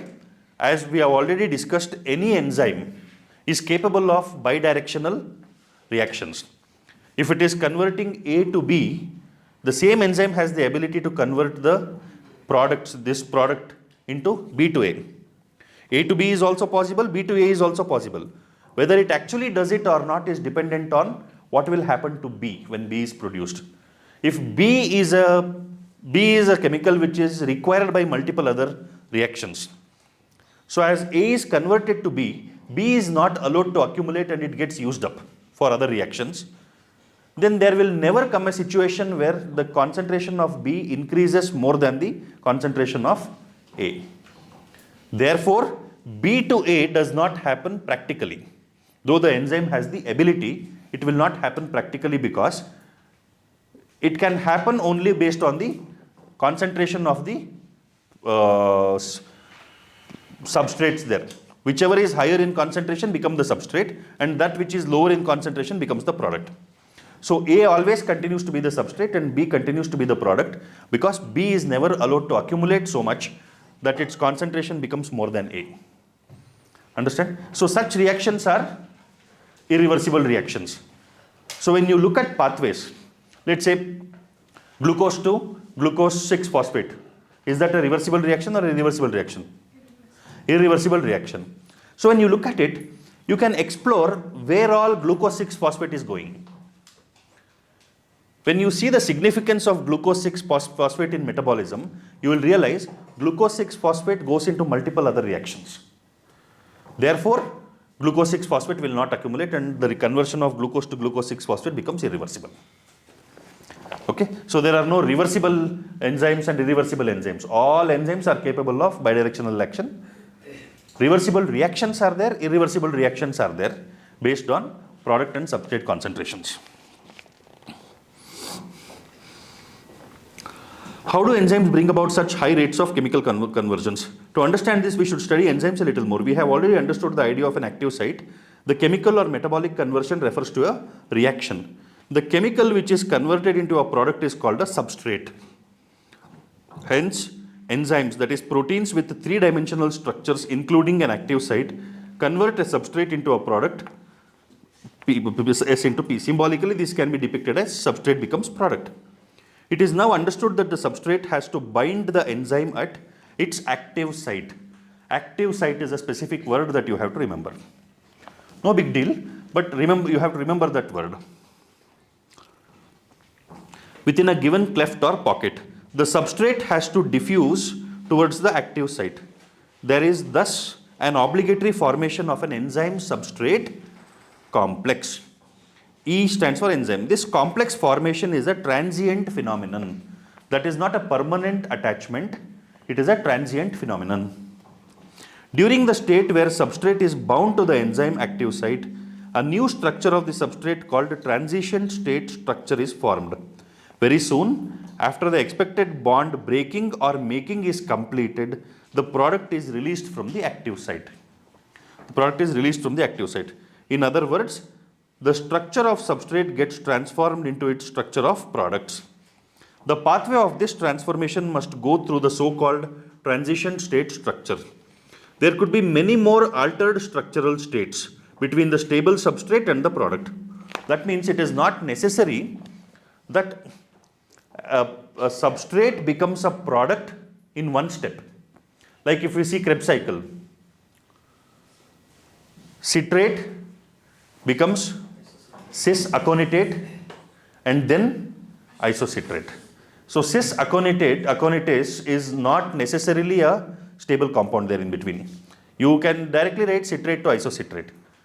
But cis-aconitate is a intermediate compound there. So it is not necessary that substrate gets converted to product in one step. There can be many more intermediate stages. Implicit in this statement is the fact that all other intermediate structural states are unstable. So what is a product? The first stable state is the product of a particular enzymatic reaction. Stability is something related to energy status of the molecule or the structure. Hence, when we look at this pictorially through a graph, it looks like something as in 9.4. Okay. See, activation energy is the one which will trigger the level of energy that is supplied to the enzyme, which will trigger the reaction. Availability of energy lesser than that is something which will not make the reaction to happen.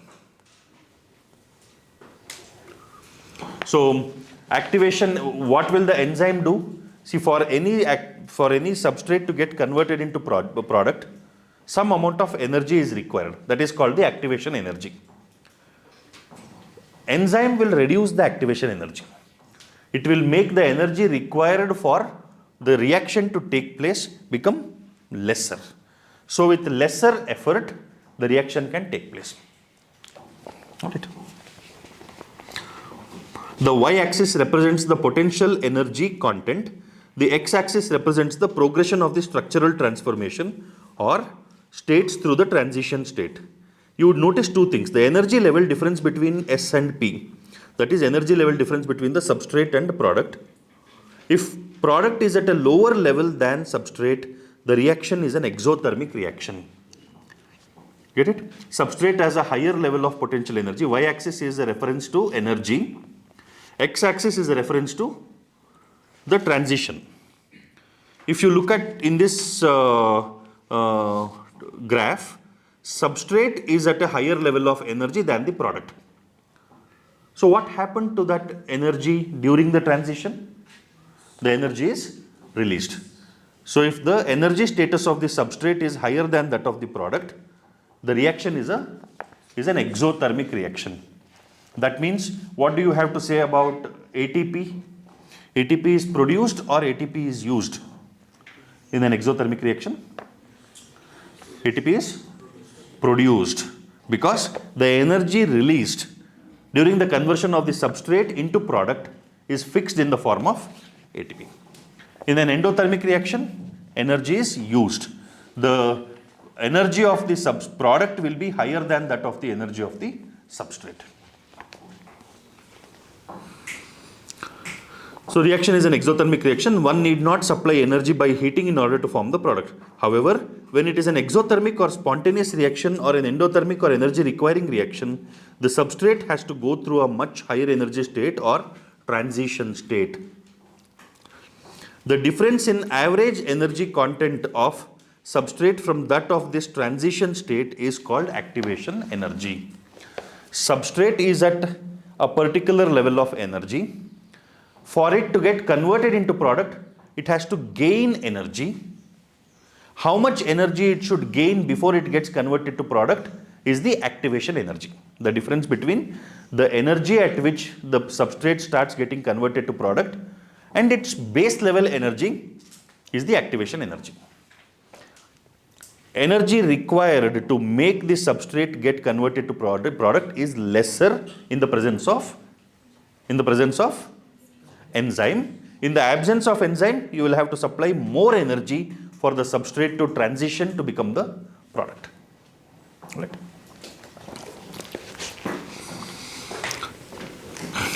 So it is like transforming information to knowledge. With the teacher, activation energy is low. The information can be converted into knowledge because the teacher will give you context. You will have to put in lesser effort. Is it that without the enzyme the reaction will not happen? The reaction in the physical world to happen requires conditions. The reactions in the intellectual world can happen by creating conditions. If teacher is available, excellent, bonus. If teacher is not available, I will still make it. Activation energy is high. You create that activation energy to convert the information into information into knowledge. You may have to go through the same thing 4 times, 5 times. Do it. In intellectual context, the activation energy is the time. Activation energy is the time that you have to give to convert information into knowledge, and using that knowledge in real life context is what will transform knowledge into wisdom. So it is data, information, knowledge, wisdom. It is a metabolic pathway. Intellectual development is not a metabolic reaction, it is a metabolic pathway. You should learn to gather data, transform data, make sense out of data and make it into information. Create logic around that information to understand the source and the implication of that by making that as knowledge, and learn to use that to change conditions. That is wisdom. So metabolic pathway. All right. Activation energy is understood. Nature of enzyme action. Each enzyme has a substrate binding site. Repeatedly, same things are being given in different ways. Each enzyme has a substrate binding site in its molecule so that a highly reactive enzyme substrate complex is produced. Enzyme plus substrate become enzyme substrate complex, and that will become enzyme product complex, and then it becomes enzyme plus product. That's all. There is a binding site for the substrate. Enzyme is separate, substrate is substrate. When they come together, it becomes enzyme substrate complex. When substrate is converted into product, but the product is still attached to the enzyme, it is enzyme product complex. Then enzyme releases the product. Enzyme is separate, product is separate. That is what is going on. This complex is short-lived and dissociates into its products and the unchanged enzyme with an intermediate formation of the enzyme product complex. The formation of the enzyme substrate complex is essential for catalysis. The catalytic cycle of an enzyme action can be described in the following steps. First, the substrate binds to the active site of the enzyme, fitting into the active site. The binding of the substrate induces the enzyme to alter its shape, fitting more tightly around the substrate. The active site of the enzyme, now in close proximity of the substrate, breaks the chemical bonds of the substrate and the new enzyme product complex is formed. The enzyme releases the products of the reaction and the free enzyme is ready to bind to another molecule of the substrate and run through the catalytic cycle once again. I am the enzyme. This is the active site. This is the active site. Now, substrate is binding. Enzyme, substrate, complex. Transition state, transient state. Loosely bound. Configuration change. More tightly bound. Enzyme substrate complex. Reaction happens. Enzyme product complex. Release. I don't want to throw it. Okay, enzyme product is released. Now you have enzyme separate, product separate. What kind of a reaction was this? Was it an exothermic reaction or endothermic reaction? What I showed you now. Exothermic, breaking the bond. Catabolic or anabolic? Catabolic. It can be the other way also.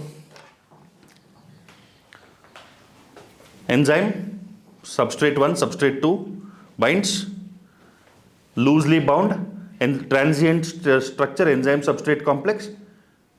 Configuration change, binds to the substrate more tightly. Bringing it together, enzyme product complex. Now, release enzyme and product. All right. That's all. That is what is given there.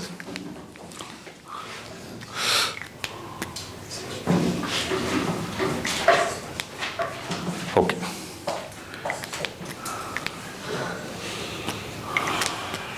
See, it used to have such a close relationship.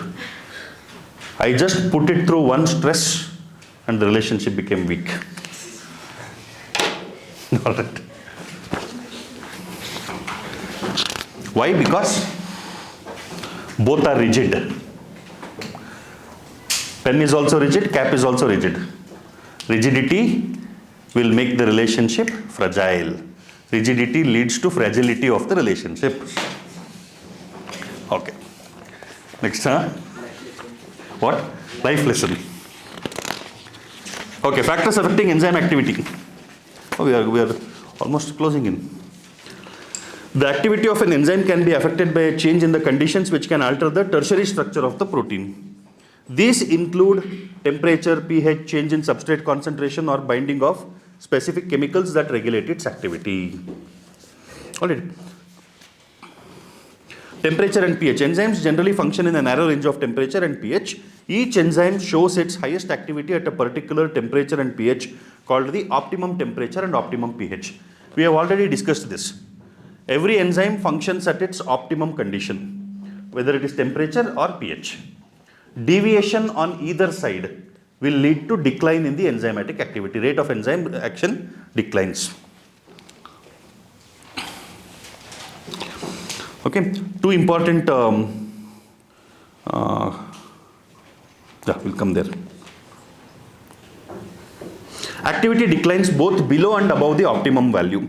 Low temperature preserves the enzyme in a temporarily inactive state, whereas high temperature destroys the enzymatic activity because proteins are denatured by heat.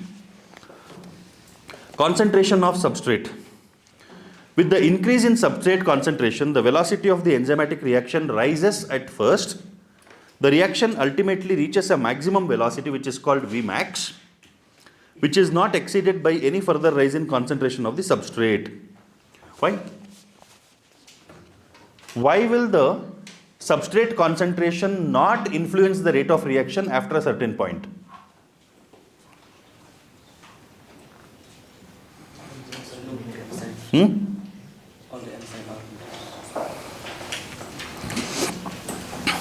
All the enzymes are fully engaged.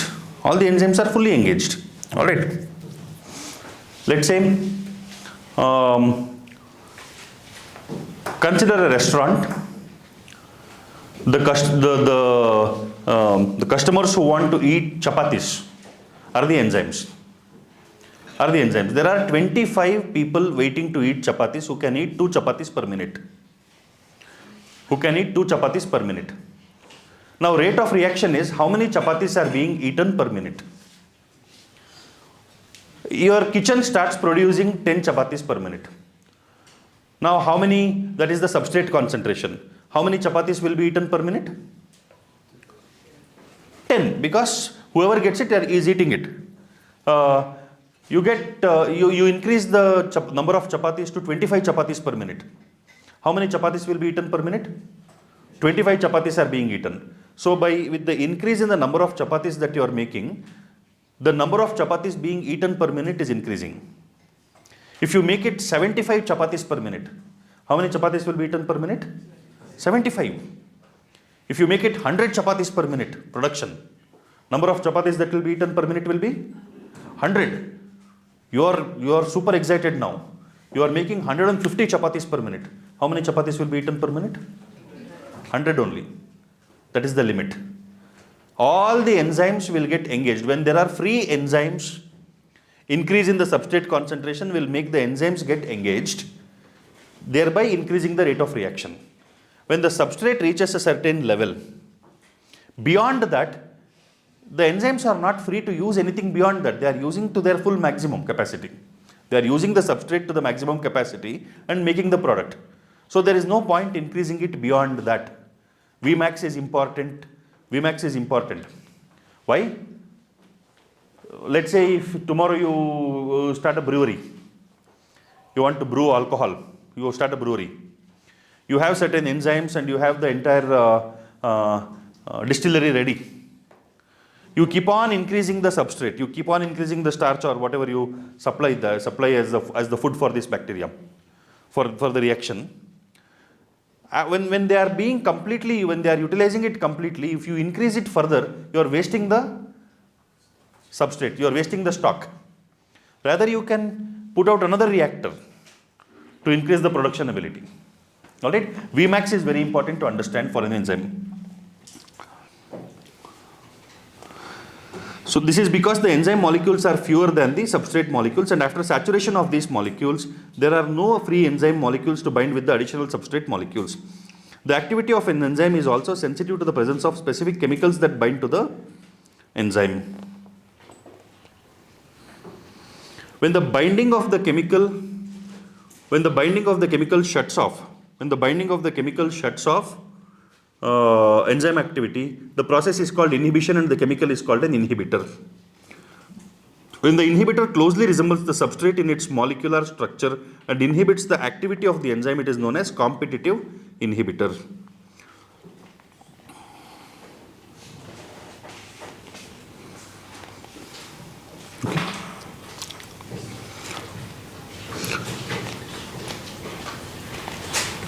What is Km?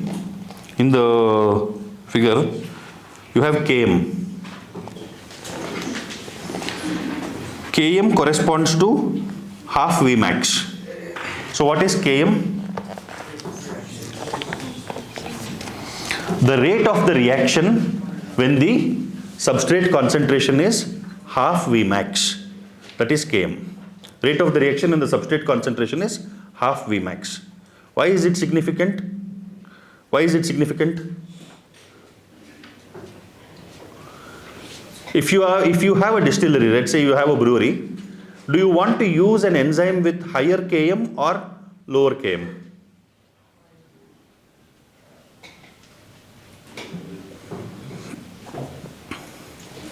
What does that mean? See, what is the rate of chemical reaction when you are actually, okay, Km is a measure of how aggressively your enzyme is functioning. Higher Km means the enzyme is achieving its full operational capacity. It's getting closer to its full operational capacity at half of the substrate concentration for half of the velocity. If the Km is low, that means the substrate required for achieving half of the maximum velocity is lesser. With lesser substrate, you can achieve a higher rate of enzymatic reaction. That means that enzyme is able to produce more product with lesser substrate. You can keep the substrate concentration between Km value or slightly higher than the Km value, because you are achieving maximum output when you are placing the substrate concentration a little higher than the Km value. Substrate concentration, when the substrate concentration at which the enzyme can achieve half of the maximum velocity, that is Km. Understand? So if Km is low, that means the enzyme is more efficient. If Km is high, the enzyme is less efficient. So to choose the enzymes for your reactor, you will choose, if you have multiple options available, you have 3-4 enzymes available which you have to choose from for your reactor. Which one do you choose? What will you look for? You look for Km value. The enzyme with a lower Km value has the ability to achieve a higher rate of reaction at lower substrate concentrations compared to the others. So your productivity becomes high. Alright, your expenditure on substrates will become less. Your output will become faster. Your profitability increases. So these two parameters you have to look at when looking at enzymes for your bioreactors. Alright, this has a practical application, Km and Vmax. Inhibitors. When the inhibitor closely resembles the substrate in its molecular structure and inhibits the activity of the enzyme, it is known as competitive inhibitor. Due to its close structural similarity with the substrate, the inhibitor competes with the substrate for the substrate binding site of the enzyme. Consequently, the substrate cannot bind, and as a result, the enzyme action declines. Example, inhibition of succinic dehydrogenase by malonate, which closely resembles the substrate succinate in structure. Such competitive inhibitors are often used in the control of bacterial pathogens. Duplicate products, basically. You have a book. You have a book and a pirated book. The original book costs you 300 rupees. The pirated book is available at 50 rupees. Pirated book is, the original book will give money to the publisher as well as the author. Pirated book gives money to the one who is just printing it and selling it. He does not either have the, he has not invested in the publishing of the book, nor it is his intellectual property. He is making money. But the more closely it resembles the original book, the more are its chances being sold. You are a person who wants to buy original book. You don't encourage piracy, let us assume. But if the pirated book looks and feels the same way as the original book, will you be able to make out? Ray-Ban sunglasses might cost you around 10,000 rupees. 10,000 or 15,000 rupees for a pair of sunglasses. You will find exactly similar, including the case. But there will be one small line left out of A, or instead of A, there might be O, Roy-Ban. Instead of Ray-Ban, it might be Roy-Ban. You will not know. Alright. the closer the pirated version looks, the more it competes for the space of the original.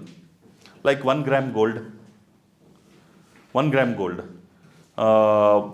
It has a big market. People want to wear jewelry for events. Gold jewelry is gold jewelry will give you a good. It makes you look good. But for every event, where do you buy gold? It is as such a precious metal, and there are only a few people who are competing to accumulate it. So what can most of the people do? You will get gold-like jewelry. Get it on rent. Is it available here also? 1 gram gold jewelry for rent? No. It's a big market in Bangalore. You go, you take it on rent, use it for your event. Nobody can make out whether it is gold or 1 gram gold. 1 gram gold is, it has a coating. It has a gold plating. Electro plating is done on regular steel jewelry or some other metal. Electro plating of gold is done, so it is 1 gram gold, it is called. You keep some deposit, take the jewelry, wear it. Per day, it is given on rent on a per day basis. Some nice heavy jewelry is available to you at 500 rupees rent. Take it, use it, give it back, take back your deposit, minus 500 rupees, done, over, finish. All right. Good business, no? Why buy gold? Like that. Classification and nomenclature of enzymes. See, oxidases, reductases, oxidoreductases or dehydrogenases, which brings about oxidation and reduction reactions. Transferases, hydrolases, lyases, isomerases, ligases. So what all can an enzyme do? Enzyme can break. Lyase. Enzyme which breaks a substrate without using water. Lyase. Enzyme which breaks a substrate by using water. Hydrolase. Enzyme which joins two substrates together. Ligase. Enzyme which will shift functional group from one position to another position without changing the chemical composition. It is creating isomers, isomerases. Enzyme which will transfer the functional group from one to another compound. Transferases. Enzymes which can bring about oxidation reduction reactions. Oxidoreductases or dehydrogenases. That's all. All of these categories we have seen in our respiration, glycolysis, Krebs cycle. We have seen these categories. That's all. No, oxidoreductases, dehydrogenases, transferases, hydrolases, lyases. Transferase and isomerase have similar function. Pick it up from one, give it to the same person but to the different hand. Take from the left hand and give it to the right hand. Apple, let us say. You take apple from my left hand and place it on my right hand. What are you as an enzyme? No. Isomerase. You take apple from my hand and give it to his give to his hand. You are transferase. You are transferase. All right. Let's say. Oh, this is okay. You shave somebody's head without putting water. You are a no. You are a lyase. Breaking something without adding water, without using water. You put water and shave the head. Hydrolase. Hydrolase. All right. That's all. Transferase and lyase. A transferase and isomerase, similar function, but just a little change. Lyase and hydrolase, similar function. Both of them break. One without water, one with water.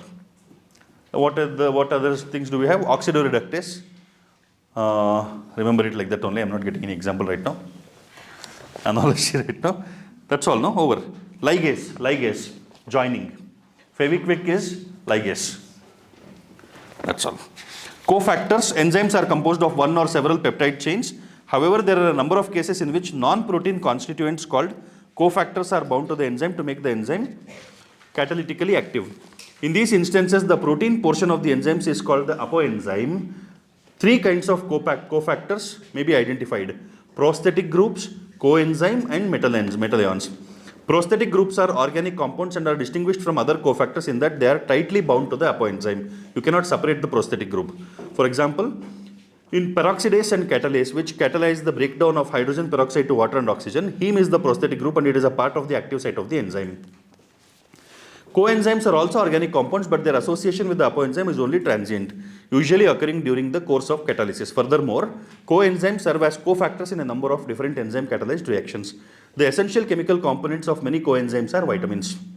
Example, coenzyme nicotinamide adenine dinucleotide, NOD, NAD and NADP contain the vitamin niacin. Alright. A number of enzymes require metal ions for their activity, which form coordination bonds with side chains and at the active site, and at the same time form one or more coordination bonds with the substrate. Example, zinc is a cofactor for the proteolytic enzyme carboxypeptidase. Catalytic activity is lost when the cofactor is removed from the enzyme, which testifies that they play a crucial role in the catalytic activity of the enzyme. Alright. See, simple. Not all enzymes are holoenzymes. Alright. Holoenzymes or independent enzymes. Enzymes are what chemically? Enzymes are proteins. Enzymes are proteins. Many enzymes in our body, many enzymes in living systems require somebody to assist them. So the assistant for the enzyme is the cofactor. Assistant for the enzyme is the cofactor. Somebody can be cofactor. Somebody is a cofactor. We'll see. Based on who is the cofactor, we have different names. There are organic and inorganic substances that we have in our body. You have inorganic ions. Ions, you have calcium, magnesium, zinc, sulfur, cobalt, copper. All of these are ions that we have in our body. And we have important nutrients. Let's say minerals. Minerals are the inorganic ions that you have in the body. There are organic compounds also. Organic compounds which are vitamins. Predominantly, we have already studied that vitamins act as coenzymes for enzymes. So for the enzyme, the functional enzyme is called the apoenzyme and the supportive chemical is called the cofactor. Supportive chemical is called the cofactor. The assistant is the cofactor. Catalysis is brought about by the enzyme, apoenzyme. But without the cofactor, the enzyme will not be able to function. If the cofactor is tightly bound, cofactor is refusing to leave the apoenzyme, then it is a prosthetic group. It is part of it. You cannot separate the cofactor from the apoenzyme. Prosthetic group. If it is a come together as per need, then it is a coenzyme, like vitamins. If it is ions, inorganic ions that are being used for catalysis, then you have inorganic ions, inorganic cofactors. That's all. 3 types of cofactors: prosthetic groups and coenzymes. Prosthetic groups and coenzymes. So if you look at it, the health of your body, in turn, that's why they say no, so many things. You are what you eat. Healthy mind in a healthy body. That's another statement. Healthy mind in a healthy body. So you can control your body. You can decide what goes into your body. That's all you have to take care. Rest all will be based on your boundary. Your boundary decided by your inheritance. You have to keep pushing those boundaries. If you reach the limit of your inheritance in terms of the possibility, that itself will be very huge accomplishment in all aspects of life for most of the human beings. So everybody has been given a broad boundary of possibility, wide range of possibilities. We have to push ourselves to that limit.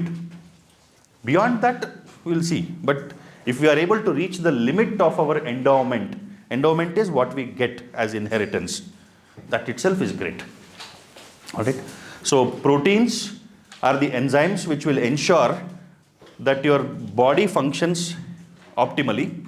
But proteins require vitamins and minerals for the enzymes require vitamins and minerals which will act as the cofactors. So you have to take care of these 3 things in your regular diet. Adequate proteins, vitamins and minerals. If these 3 are taken care of on a day-to-day basis, body automatically regenerates and rejuvenates itself and functions at its optimum. If the body is functioning optimally, intellectual pursuits, are taken care of. All right. So this completes our discussion on biomolecules. Some of the things that I need to clarify for you, I'll do that in the next class. Tomorrow, see, throughout the day I'll be here only in the boardroom or the staff room. Anything, any clarifications we will discuss. I want to see your booklets.